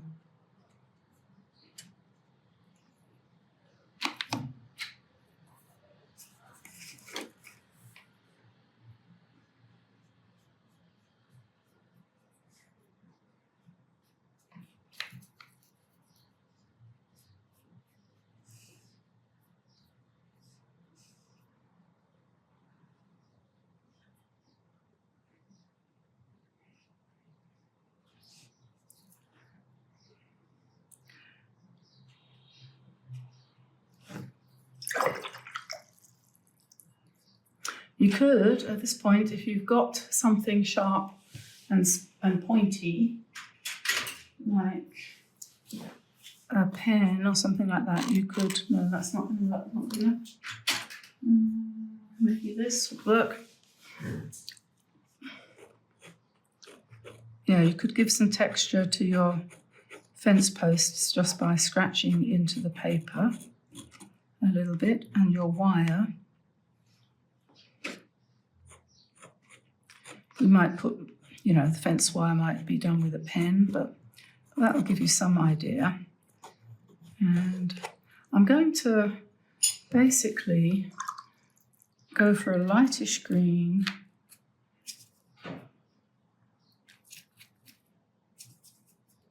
And then just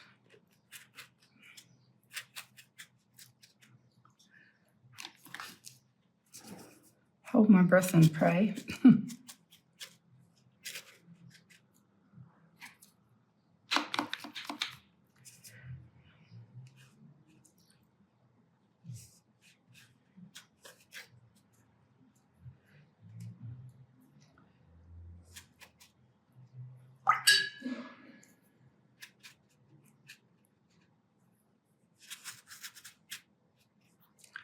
You don't want too much.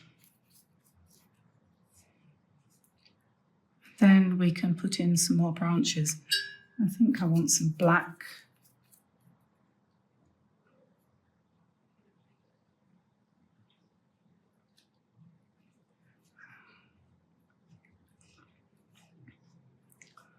And we can put some branches in between where we have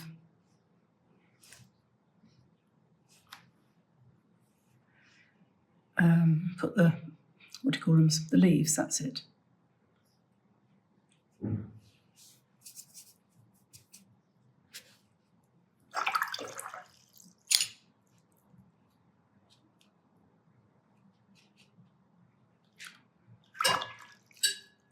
Okay, and let's come along here a little bit more with a bit more of that.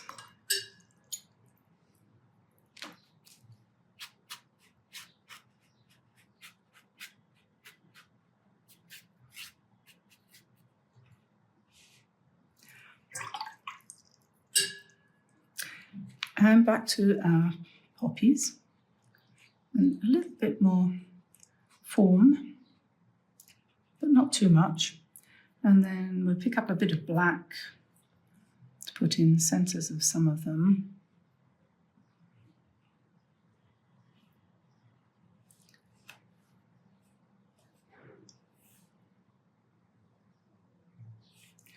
And then we're going to mix that black with some more green. And we're going to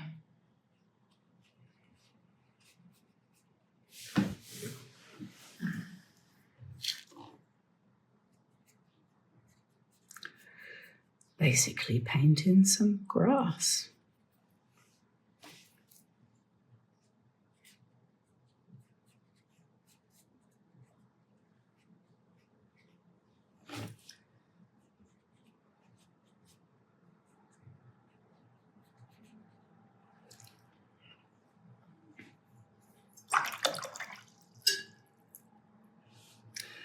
You get to this point and you're making a decision as to whether or not you're going to go for line work with a pen.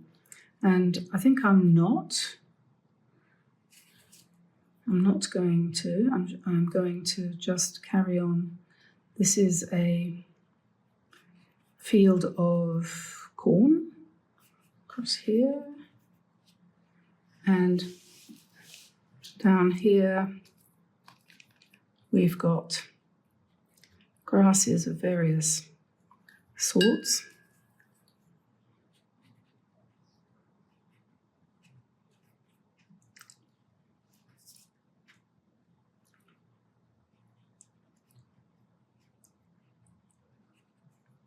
I'm just going to break this up a little bit by coming down behind where the bed of, well, not bed, but field of poppies is spreading.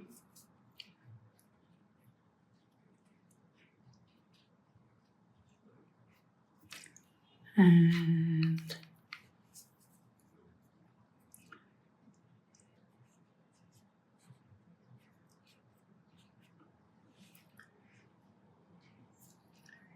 keeping plenty of light. You might want to put some more yellow. Doesn't want to come off my brush. What's going on? There we go.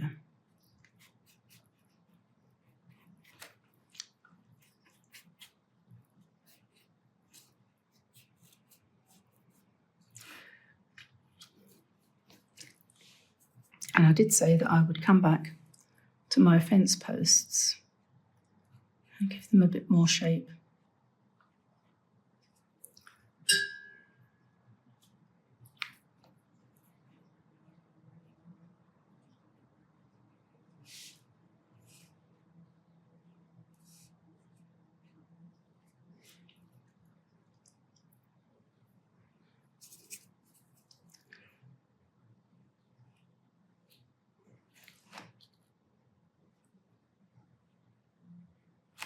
And I could drag that, yeah, give ourselves a bit of wire. Just drag with the pen.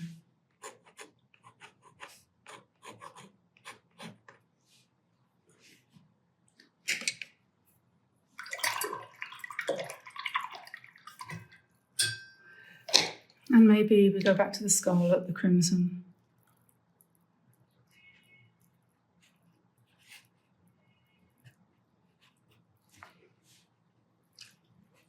We don't want these ones to be quite as bright as the ones over this side, for the reason that we want a bit of variation of, you know, tone and colour. If you do it all the same all the way across, you'll tend to get the feeling that it's like a barrier.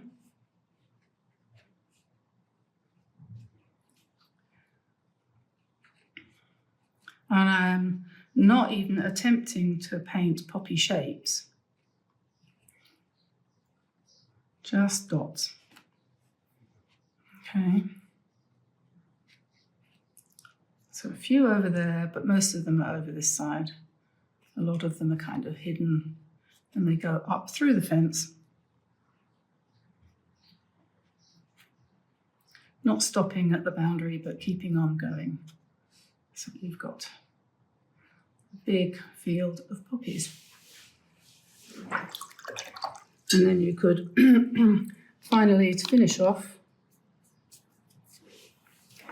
you might want some relatively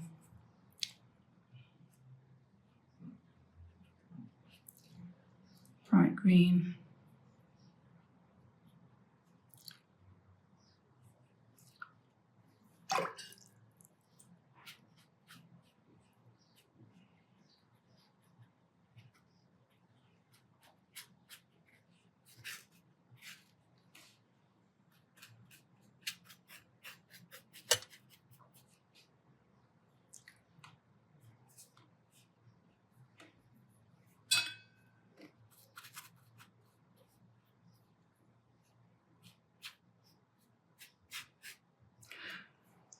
And I think that's about it. I think that will do. I'm going to pick up some ultramarine blue, and I'm just going to paint that into the sky. Not too dark. You don't want it to be too dark. Not too light either, so just so there's a little bit of blue behind those leaves, which we'll put on when everything's nice and dry. And then we want some hills, so we'll go for some olive green, and I'm just going to keep it really nice and simple. Doesn't matter if it blurs a little bit as it goes up towards the sky, but we'll just kind of wash that down, drag that down with the brush, letting it sort of blend nicely into the foreground, or nearer ground, midground really. And I've painted round the sheep so they'll stay nice and white. And then we'll make the hill that's a little bit further away a little bit darker. So that's the same colour. If we add a little bit of black, we can make it into a slight, not too much, make it into slightly darker green. There are some artists who don't believe in using black or white. They make their own lives more difficult that way. I used to do that. I don't anymore. We're going to have some bushes along the line of here where they've got a fence or something. So we'll just put some green there a little bit. And then I'm going to take some yellow and mix it with a little bit of this green to do the grass. We make that quite yellowish. Perhaps we put a little bit of yellow ochre in there too. So we'll bring that down in front of the house, behind the hedgehog, around the pots, around the birdie birds. This is quite a nice brush, this is the Princeton Aqua Elite, which is, we'll just add a little bit more of this green just to sharpen that up a little bit for the foreground. It's got a nice point to it, actually. Nothing wrong with that. And the thing is to vary your colours. So with your greens, don't make it all the same flat colour. Vary them. Doesn't matter what they are, just as long as they're not all the same. So you've got your olive green, you've got your phthalo green, and then your yellow. You can use either the cadmium, or for a more natural look, you might want to go for the yellow ochre.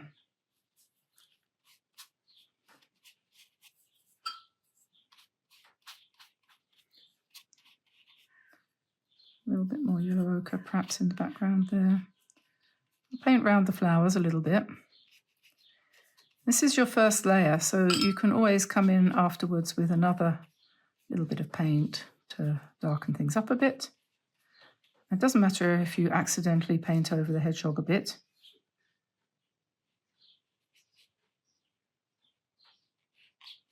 But I was saying it's got a nice point,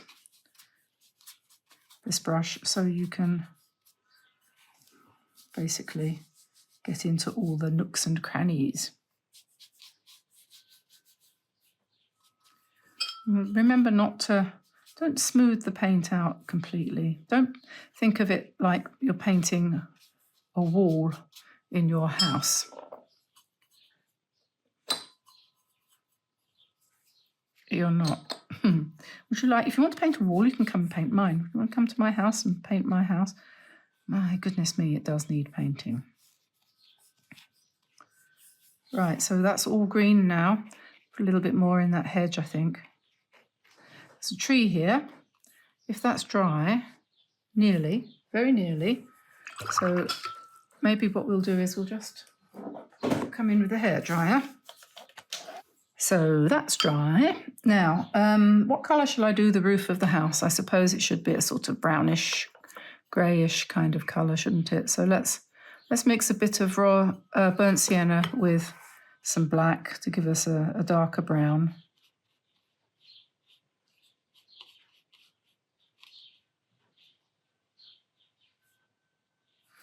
And then I don't know what colour we're going to do the walls.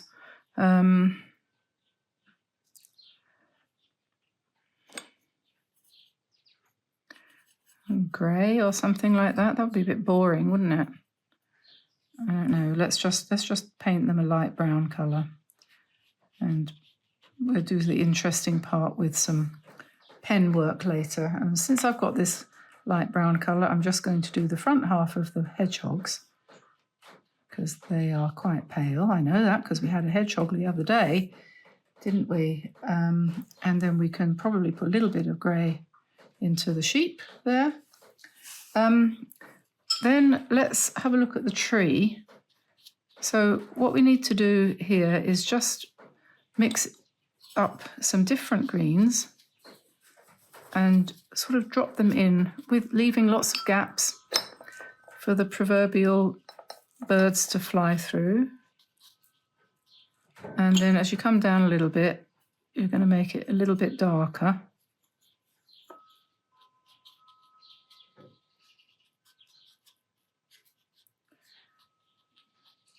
So that it sort of stands out a bit. And I think we'll do the branches and everything with pen. I'm going to make this a bit of a pen and ink. So just keep that a little bit varied, not too solid. Now what's next? Let's put some brown for the hedgehog, shall we? Again, darkish brown. Again, what we're going to do will be to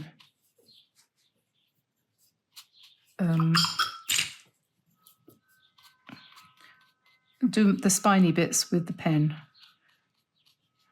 You can paint a hedgehog with only brush strokes, but not easy. So we'll make it a little bit easier for ourselves and add the spines with ink, I think.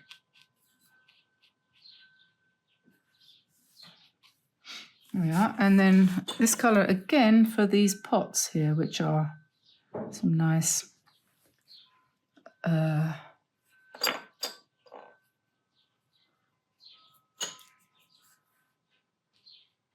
terracotta pots.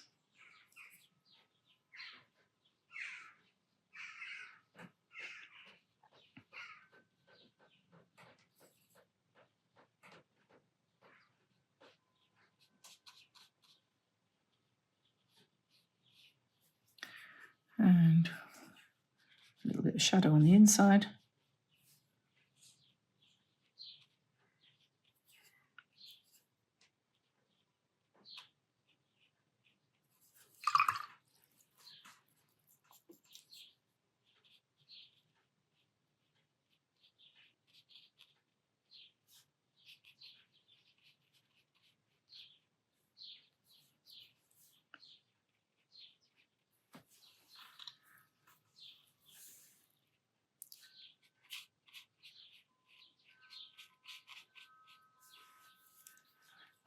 Okay, so we will want some leaves up here.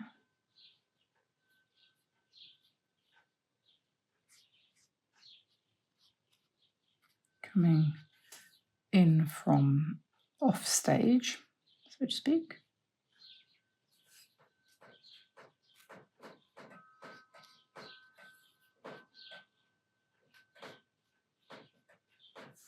We'll have to join those up with some pen probably. Then we've got blackbirds sitting here, so we will be wanting to make them black.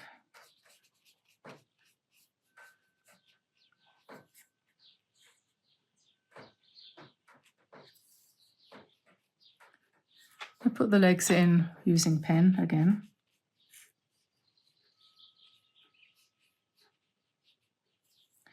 And of course they have bright yellow beaks, so maybe we'll use brush pen for that.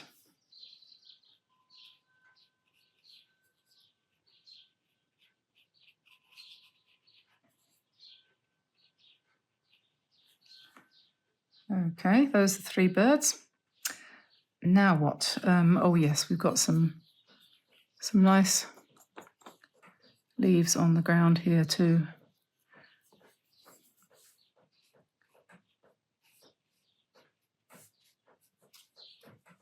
We're not going to paint them too accurately. And some of them are going to be sort of brownish.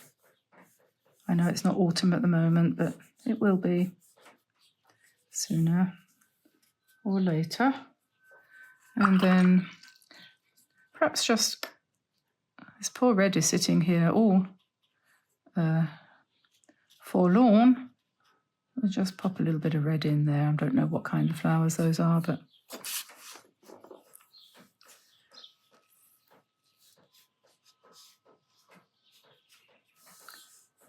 Let's have a couple more down here as well with some leaves. Keep it fairly free. Should we make these ones a little bit more orangey, pinkish kind of colour?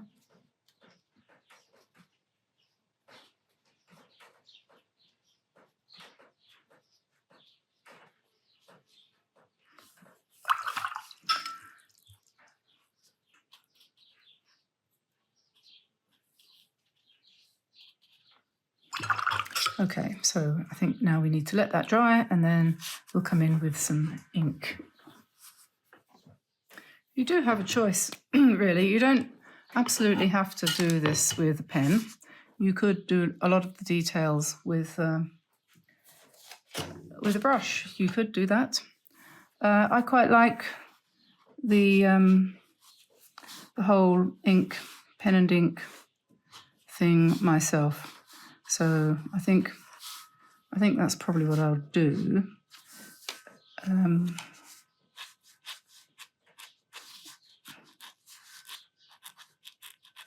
It gives a different look. Definitely gives a different look.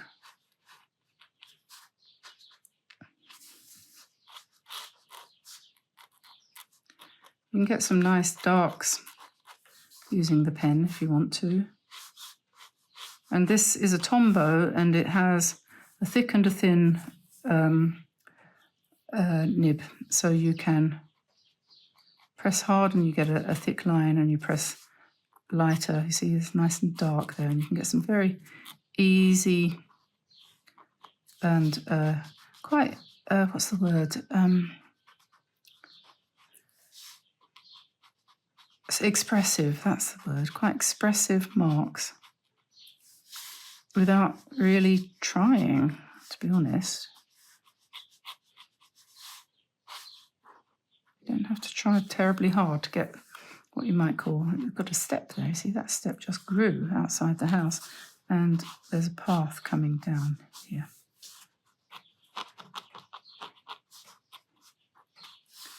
And obviously you have a bit of a broken down old fence along the side there.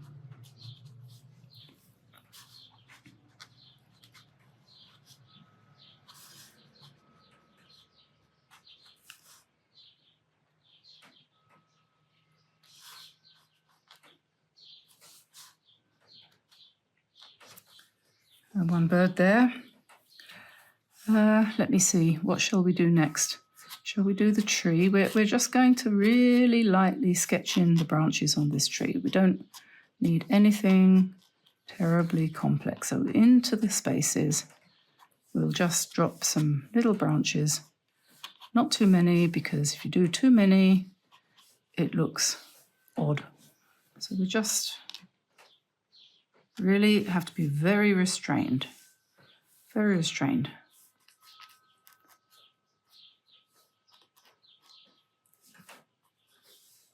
That's all I'm going to do. Over here we have some sheep, and I don't want to do them too dark either, so we'll just give a little bit of an indication of their legs and their bodies, just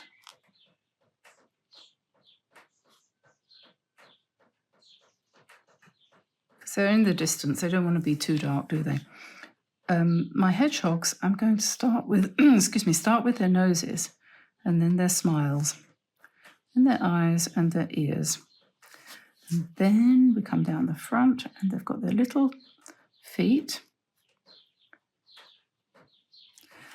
I didn't realise how big hedgehogs' legs were until we had a hedgehog that we rescued the other day, and turns out they've got remarkably strong, long legs, and they can climb, and they can escape through tiny holes in their cage.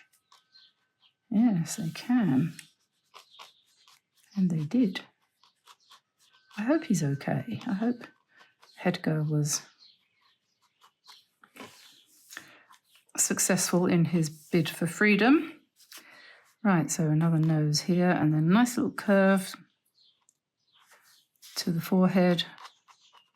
All the best hedgehogs have got curvy foreheads. And then just light strokes. Give him an eye and an ear. Light strokes. to indicate. It's a perfect pen for this. Perfect, absolutely perfect.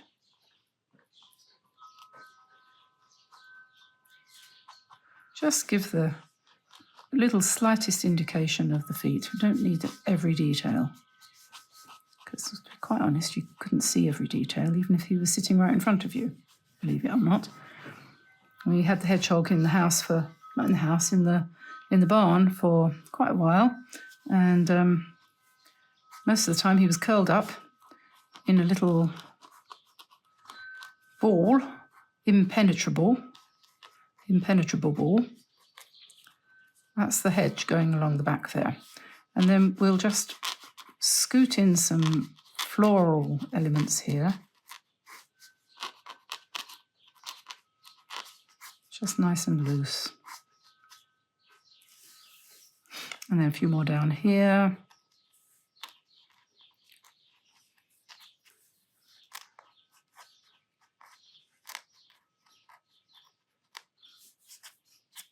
Hope I'm not saying too often today.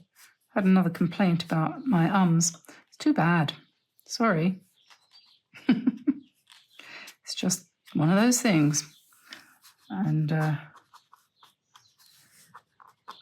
anyone who thinks I say too often should try doing what we do.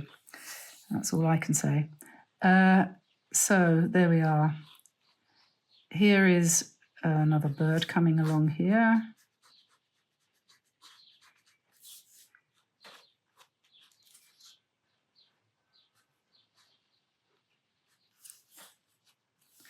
And this one, they do have yellow beaks, but I'm not going to. See, this one is a little bit more accurate because he's a little bit closer. Always remember that the legs of a bird are not vertical. They sit like that at an angle. And here we have our leaves and bits and pieces in the foreground, just for the heck of it. A little bit of shadow underneath the hedgehog there. And here, perhaps, just a tad. And what else? What else? What else? What have I forgotten? I think that's probably okay. Tree is a bit on the sketchy side. We put a little bit of grass at the bottom of the tree just to embed it into the landscape. And I think that's probably good enough. You could do all sorts of other things. You could put a wood pile here. You could have something growing there. Maybe we want a little bit of green there, perhaps. Excuse me.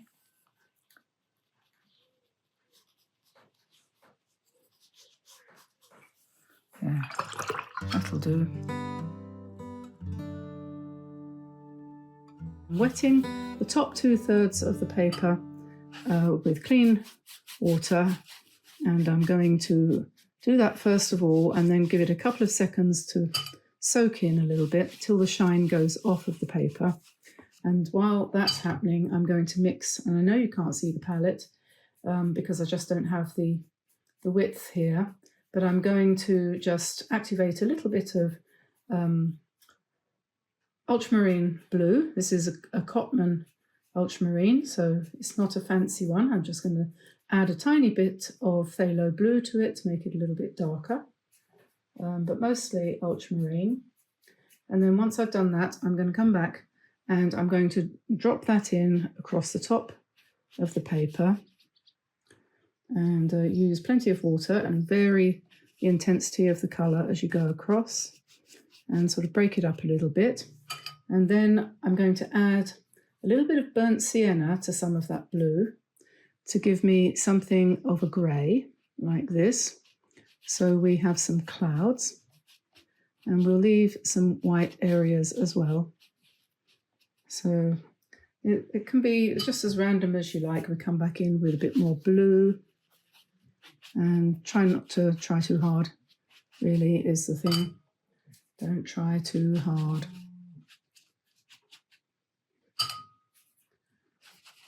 And we'll just come down to near to the horizon and put a little bit more grey up here perhaps. And it's all running really nicely going downwards. And then I'm just going to take a little bit of, I've got a soft white here because I haven't got any a Naples yellow on my palette at the moment. So I'm just going to pop some soft white in there. So that will kind of absorb the colour as it comes down and soften it again a little bit. So, and then we need to wait for it to dry. So when I've got enough running happening, once it's sort of run as far as I want it to, then the best thing you can do for yourself then is to take it off the easel and let it sit flat and finish drying on the level, so to speak. And then I'll come back and do the next bit. And I probably won't use the easel for that. Okay, so that's dry. And the next thing we're going to do is we can paint in some distant mountains. So we need to just mix up a little bit of a kind of purplish kind of colour. So we'll have ultramarine and a little bit of burnt umber and a little bit of quinacridone purple, and that'll give us a soft greyish, purplish, greyish, bluish kind of colour. And then we need to just kind of drop in some distant hills along the back there. We can let the paint run out as we go along, and that will give the impression of distance. So that's our distant hills. And then we're going to put a little bit of brown underneath the mountains, just to give us a kind of definition to show where the distance is. So light brown, this is burnt umber, and we'll just drop that in all the way along there, just using the tip of the brush.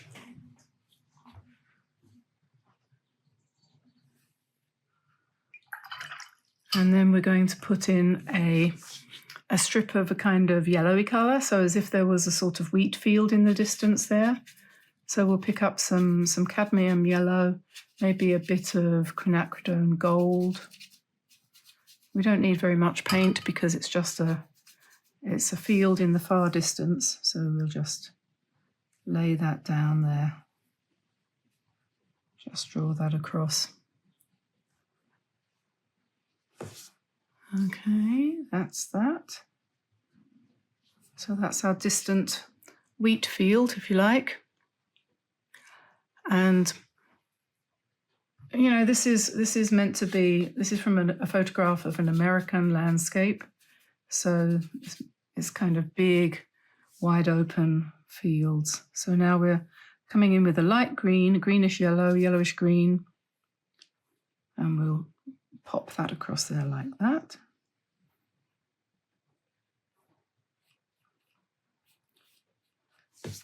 And then the next field is going to be in a darker green, I think. So we could use the Perylene green, this Michael Harding colour. It's a nice earthy green. So we'll put that in here. It's best to avoid doing lots of long, stretched out strokes. It's best to break them up a little bit as you go along. And then we'll put in some slightly lighter green here. And maybe that's would be better if that was cut back a bit. And maybe here too, perhaps that needs a little bit of breaking up. And then in the foreground, let me see, what have we got here? I don't want that colour. Hooker's green, perhaps with a bit of that.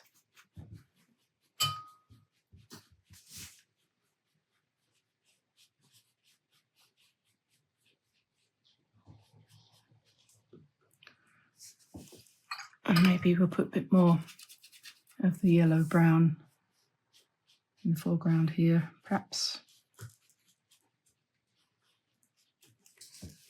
don't want the foreground to be too dark, so. But we could have plenty of dark on one side.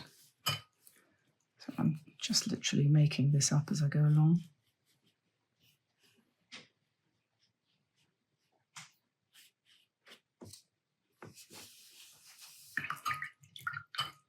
And then I'm going to put some burnt sienna here. Let that run nicely. And maybe we'll put a bit of burnt sienna in here. And I'm not going to mess with that. I'm just going to let that sit.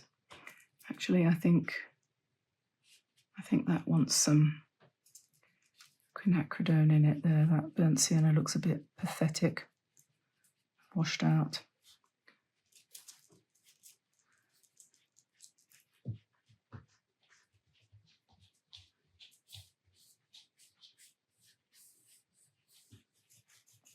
Right, okay, we'll let that sit and have a think about life and the meaning of it. So that's dry, and I'm going to switch to a slightly smaller brush now, and I'm just going to pick up some nice dark, very dark green. I can use this Perylene green here, and maybe put a little bit of quinacridone gold in it to make it a little bit more greenish rather than blackish. And I'm going to then just try to drop in some distant trees in kind of random places in the distance, which is where they would be if they were distant trees. So we'll just put some sort of dots and dashes in. At this point I discover I've got too much paint on my brush, and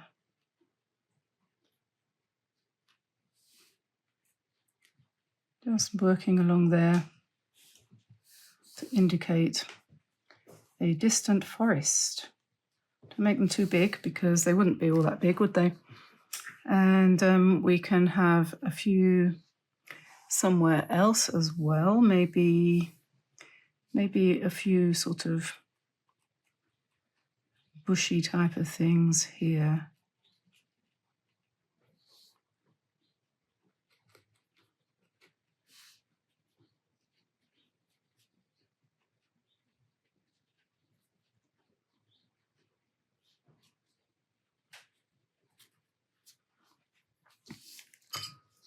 What you want to do is introduce a bit of contrast, so you need some darks against the lights, which is, it's not actually all that easy. But what we might do is put in a little bit more dark here, darken down that area here.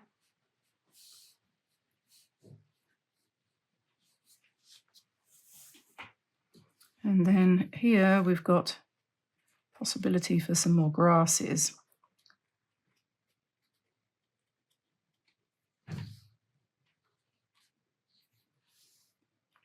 And maybe just put a little bit darker at the bottom of this.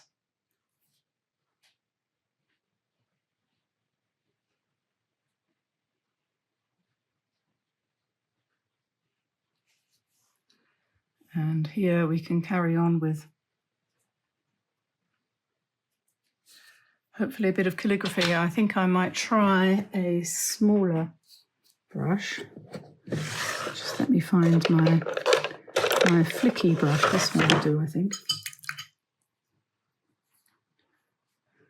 I will try it out on a piece of paper first.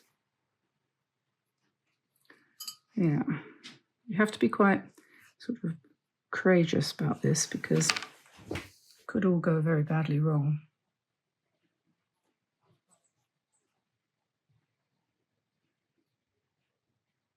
But if we want some nice thin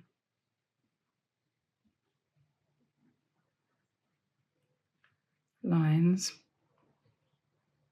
this is the way to do it.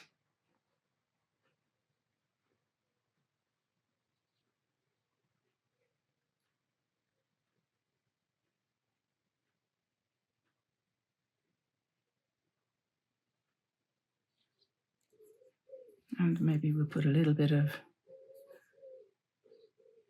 calligraphy in there. These can come up a little bit higher. Probably a good idea if they kind of break the horizon a little bit.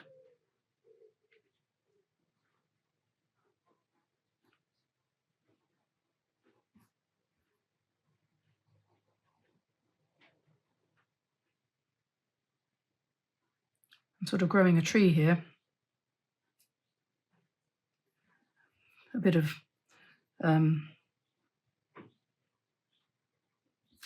what do you call it? Dead wood. Just going to lighten that. That's a little bit too dark, that bit there. And then we can go over. There we are. The thing is, don't think about it too much, Diane, because if you think about it, then it doesn't work. So this is Kuretake paint. Kansai Tambi.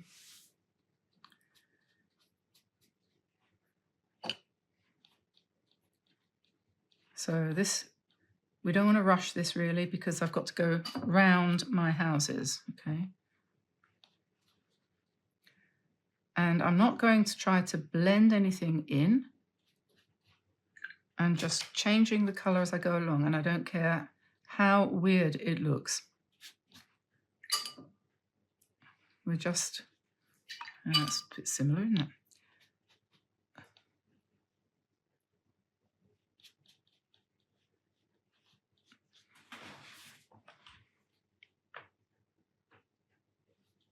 We just paint all the greens, all the greens. And then we'll put the details in afterwards. The advantage of using cold press paper rather than hot press is that you've got a little bit more control of where the colours blend and so on and so forth. If you use hot press paper, there can be a tendency to get puddles and things like that, which actually I personally quite like, but not everybody does. So, see, you can just kind of go over like that, and it will blend.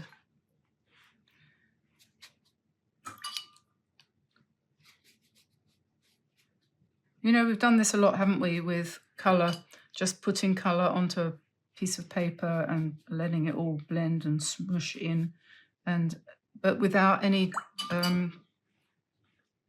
design or purpose or what's the word, composition underneath. But today we're taking the whole thing a little bit further to a slightly different level, where we're doing this as random as possible, but we're going to put some features in it right from the get-go, right from the start.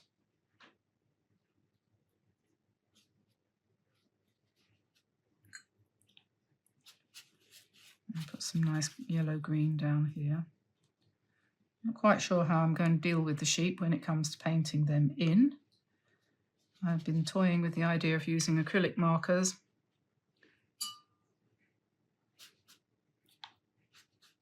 I'm not sure at the moment.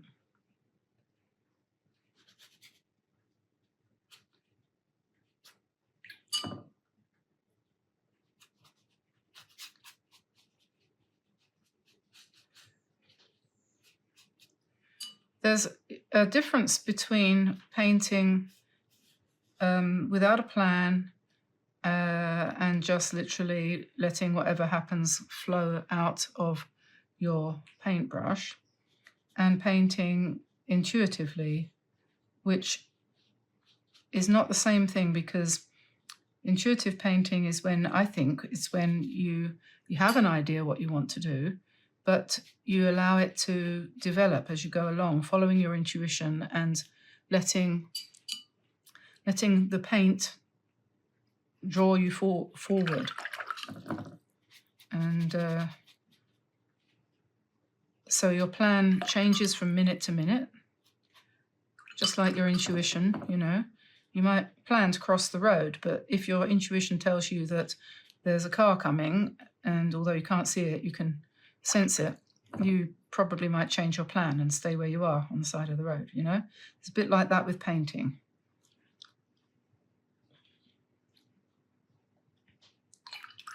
You can't always do what you had intended to do because sometimes it's the wrong thing. So that's the difference. Anyway, I don't know if that makes sense to people, but because I'm hearing an awful lot of very odd things from some people on YouTube.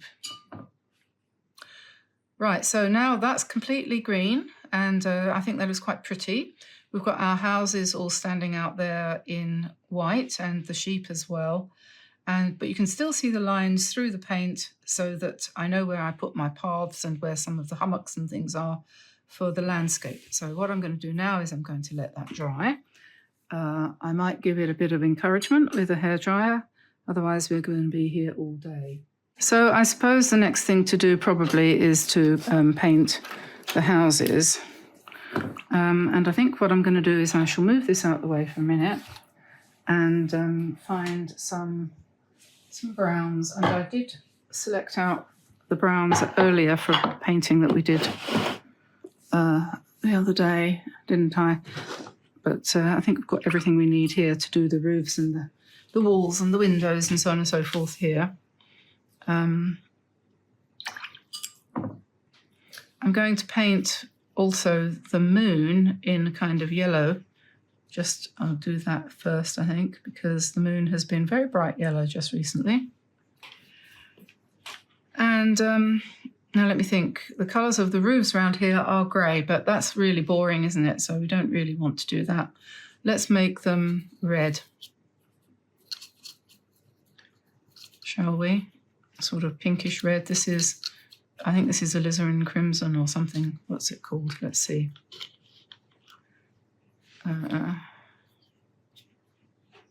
Number 37, okay. This is number 37 for those of you who are interested. I'm going to add a bit of Indian red to that.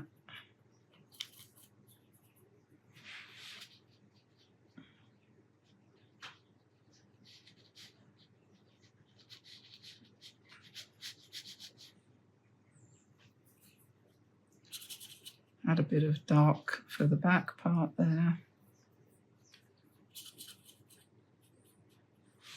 We'll put this one in. It's also a similar kind of colour, but a bit grayer. Once I've painted the colours in and it's dry, I will come in with pen lines and so on.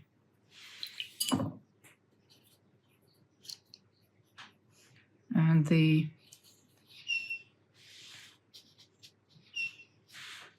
sheep shelter down here.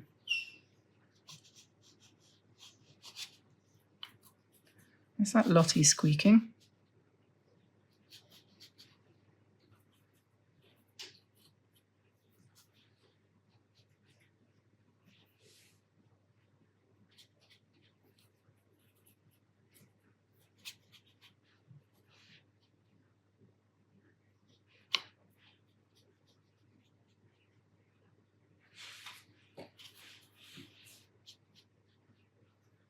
You do want to mix up the colours a bit so that you get a little bit of variety.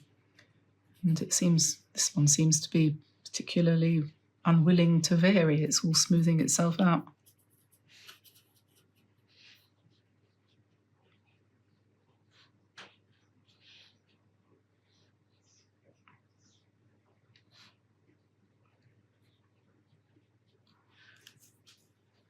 Okay, and then we'll go with some nice dark colours for the windows, perhaps.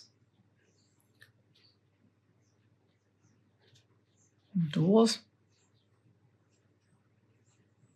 We haven't got that. Yes, we have got that many windows. What am I talking about?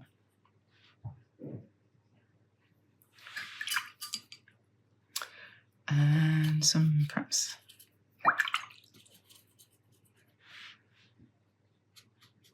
light grey for colours of the stone of the buildings.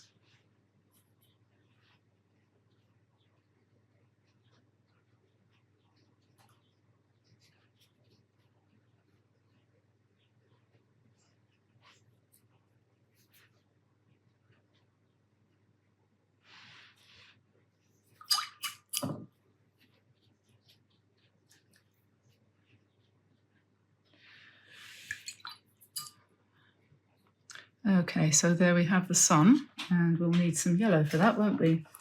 Probably, if I can find some. Brighter than the moon. It was quite misty this morning though, too, so it wasn't really showing.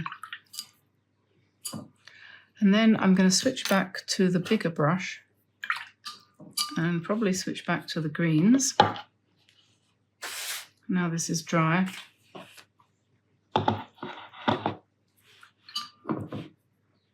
And without too much consideration, I'm going to put some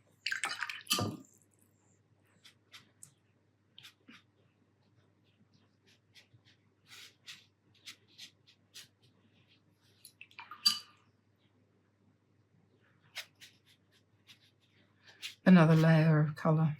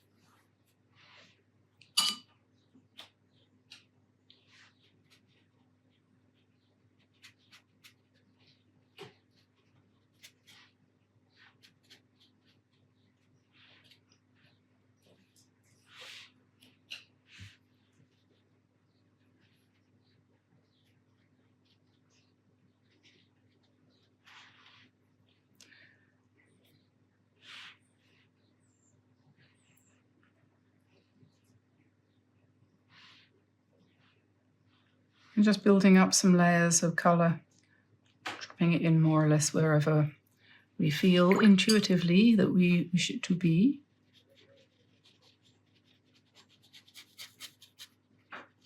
And one of the nice things about this paper is that you can lift it a bit, so if you casually put a stroke in and it's not quite what you wanted it to be in the end, then you can kind of smush it out again.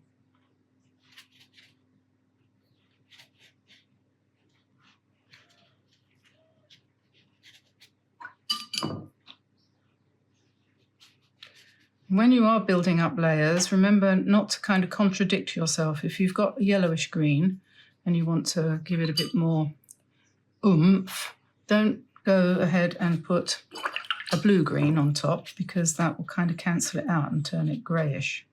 So add more yellow, basically.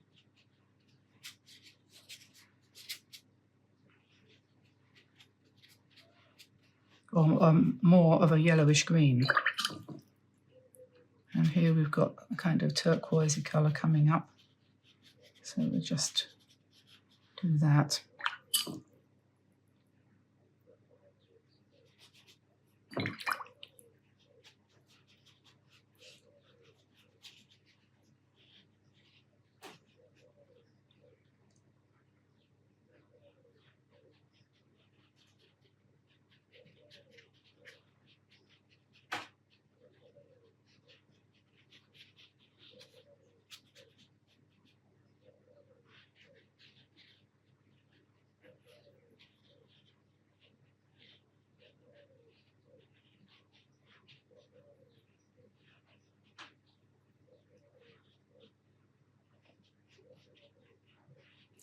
We want some nice strong colours in various places, and if you drop these rather lovely Kuretake paints into wet, you will get interesting effects.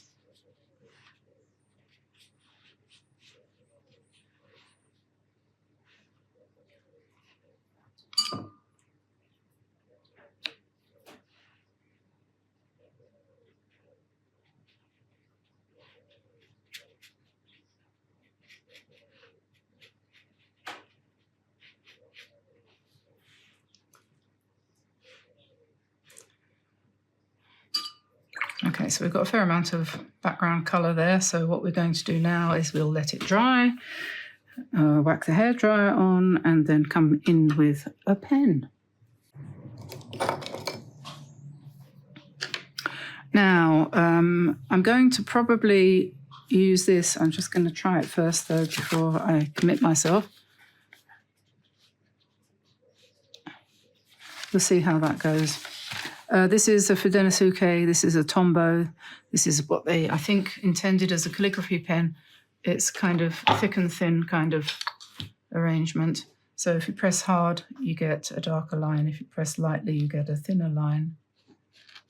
And so that's actually quite nice for doing urban sketching and all sorts of things. It's not, pen on cold press paper is not ideal because it's not smooth, but it can have, it can look okay.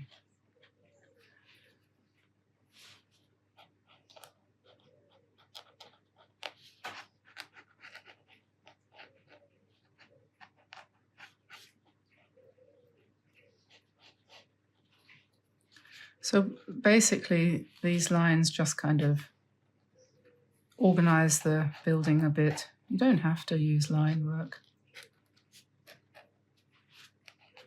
obviously. Do whatever you want, but right, and the shelter. It doesn't have much of a chimney. We've got chimneys, so I should put some chimneys in there.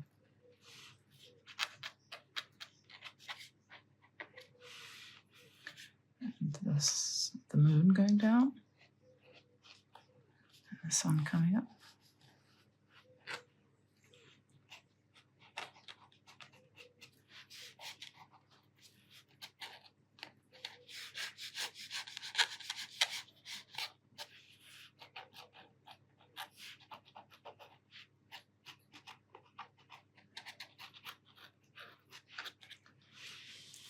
And let's draw the sheep.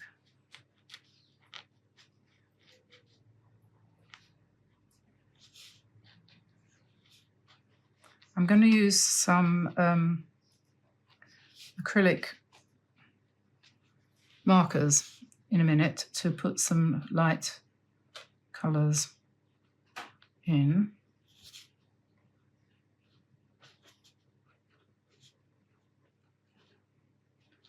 In certain places, but first of all I'll just do the outlines of the sheep.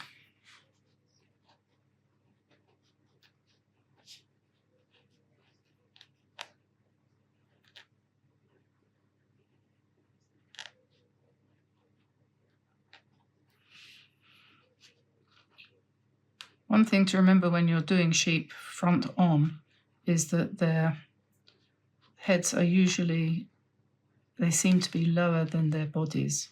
They're not up here, they're down here, set inside the lines of their bodies.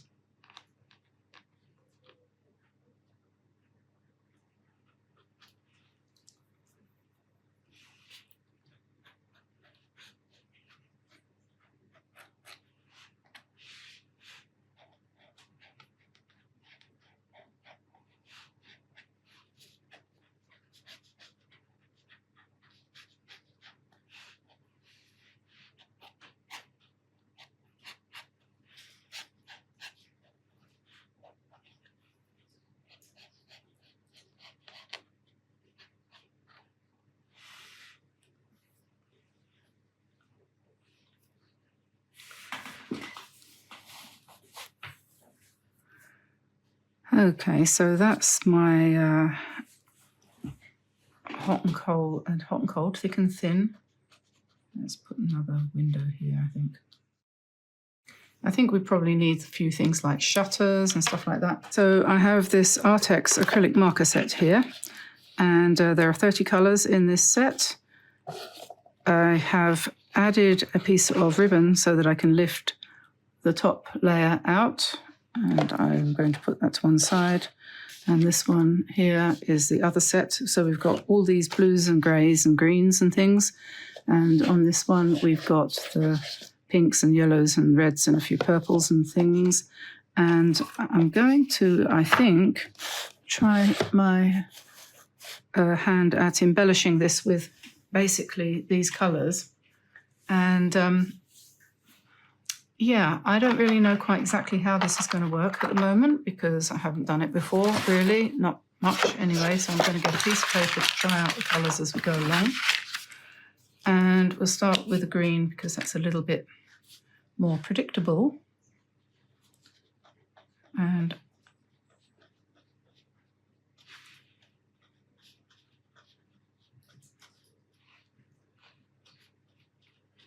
so I'm thinking of, you know, making this like a tapestry sort of thing with colours blending in dots and lines and things like that. So we'll see. So I'm going to use this one in several places.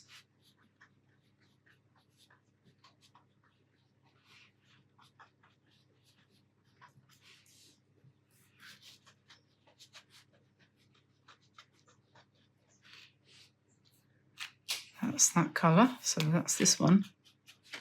I'm not sure which one that is, but it doesn't matter really, it's that green. So I'll put that one there so I know that I've used it. And then there's another greyish green here, so let's see how that looks.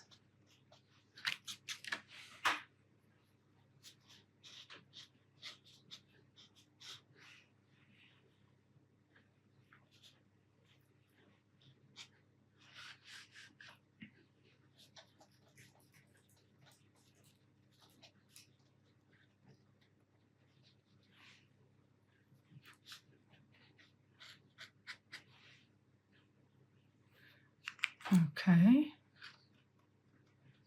that might look quite good on some of the darker areas or bluer areas.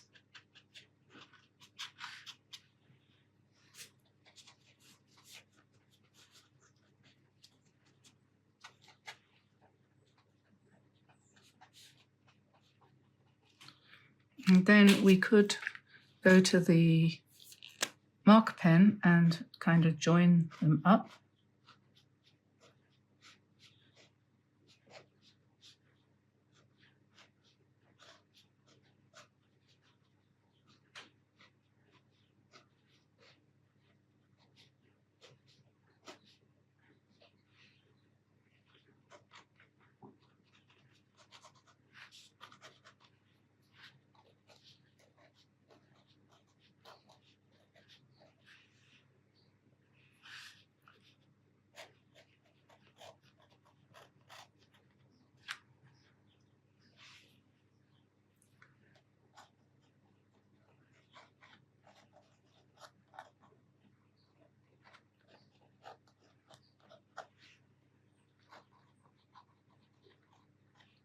When you're trying something out, you know, you don't have much to say about it really, because you don't really know where it's going to go.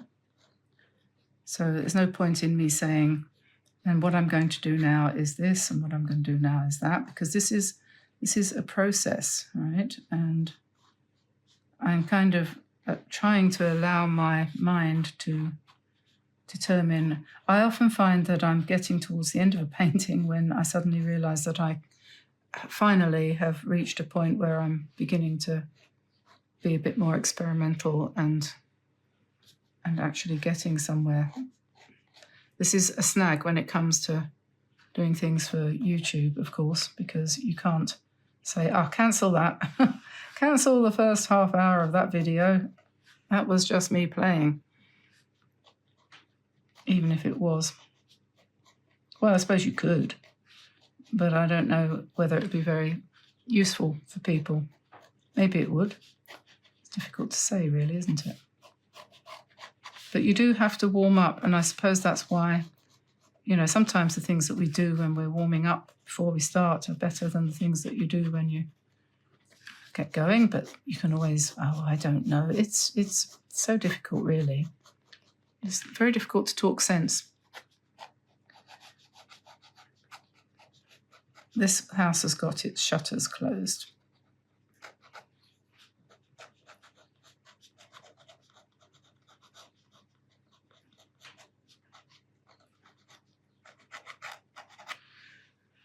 But if there's one thing that I would seriously speak seriously about, it's the tendency these days for people to want to copy other people.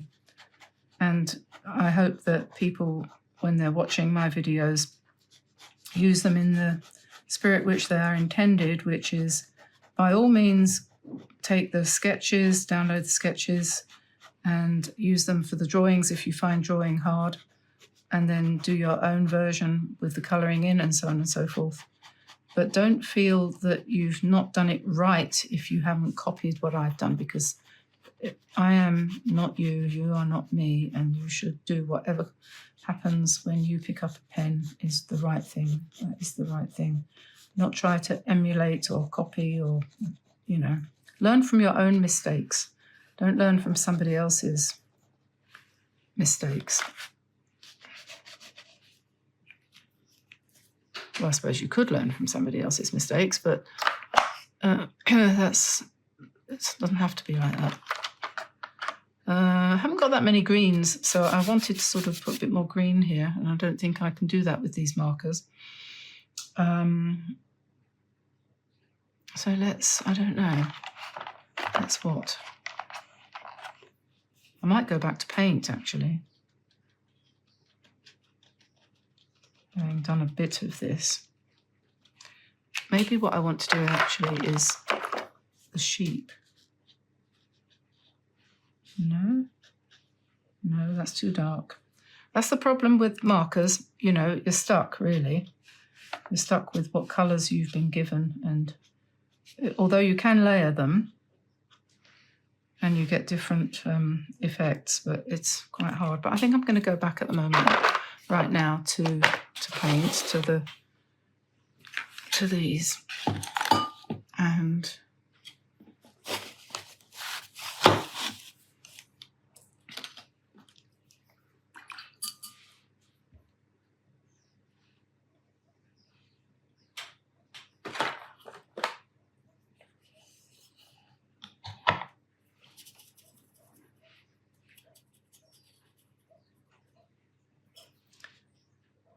a little bit of shadow on the sheep.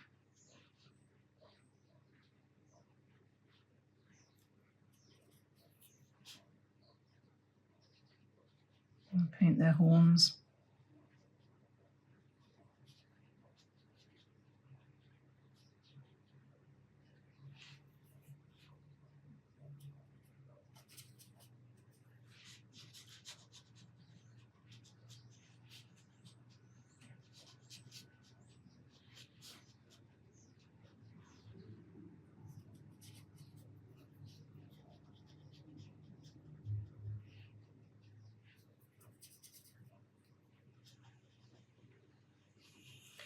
Because my sheep are not white.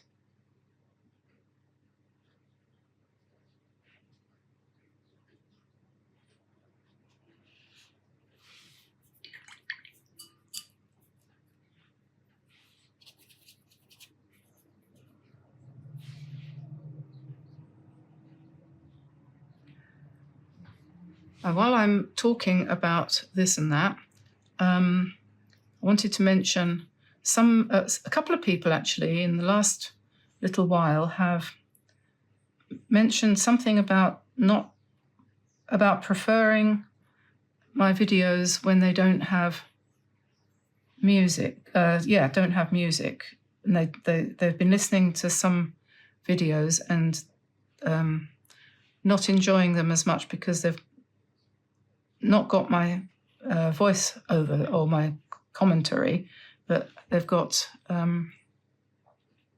music. And I just wanted to say that I think there might be a bit of confusion going on, because I haven't done videos with music for years, like literally. At the very beginning, when we first started, we did a bit have music because, and the reason was, it was actually more than I could do to talk and paint at the same time. And a lot of people, when they're first starting, they do find that, because actually it is not easy. But nowadays, I might talk rubbish, but I am at least talking live as I paint. And that's what I do. I don't do anything else. We don't play music during the videos. Some of the ones, the long ones, you might find music. You know, the very long compilations, you might find a bit of music on. Oh, stop rattling. Anyway, so just to say that if you find you're watching a video where someone is painting and it looks like my work, it might be somebody else. It might just be somebody else who isn't me, who is painting to music, a painting which looks a lot like one of mine. So just watch out for, you know, Diane Mark II trotting around out there being... We all are inspired by other people, but if we are, we should mention it. You know, this one was inspired by the blobby birds of Diane Antone. Anyway, enough of that.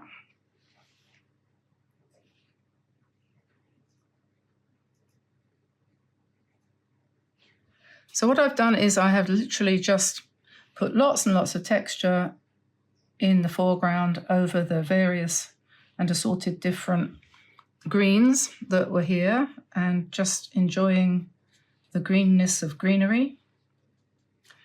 And I'm not going to put any flowers in because there aren't any flowers at the moment. I might add a little bit of rouge to the rooftops.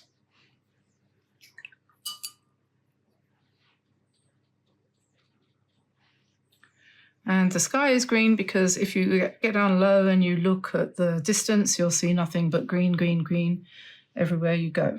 So let me see, what have we got here?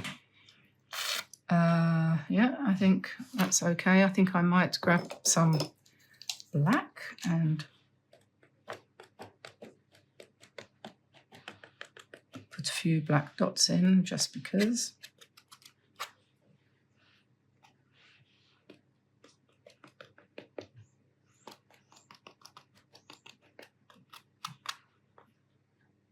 Maybe a few white ones too, come to that.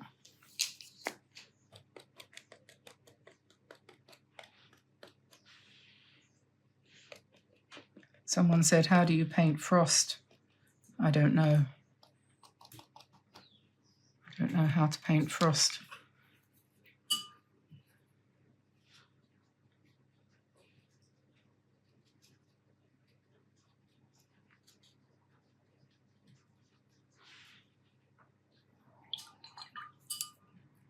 Right, so here we are at the end of the video. I hope you enjoyed the paintings, and thank you for taking the time to spend 3 whole hours with me. I hope you're now inspired to create your own paintings. Don't forget that every one of these paintings has its own full-length video with lots more information which wasn't included here. For example, details about the paints, the paper and other materials I've used, my colour choices and why, colour mixing tips, sketching and much, much more. Links to each individual video are in the description below. And if you enjoyed this long video format, be sure to check out our full playlist of other non-stop watercolour tutorials, where hours and hours of similar continuous watercolour enjoyment is waiting for you. From whimsical birds through abstracts and traditional Christmas cards, there's so much more to explore. See you there.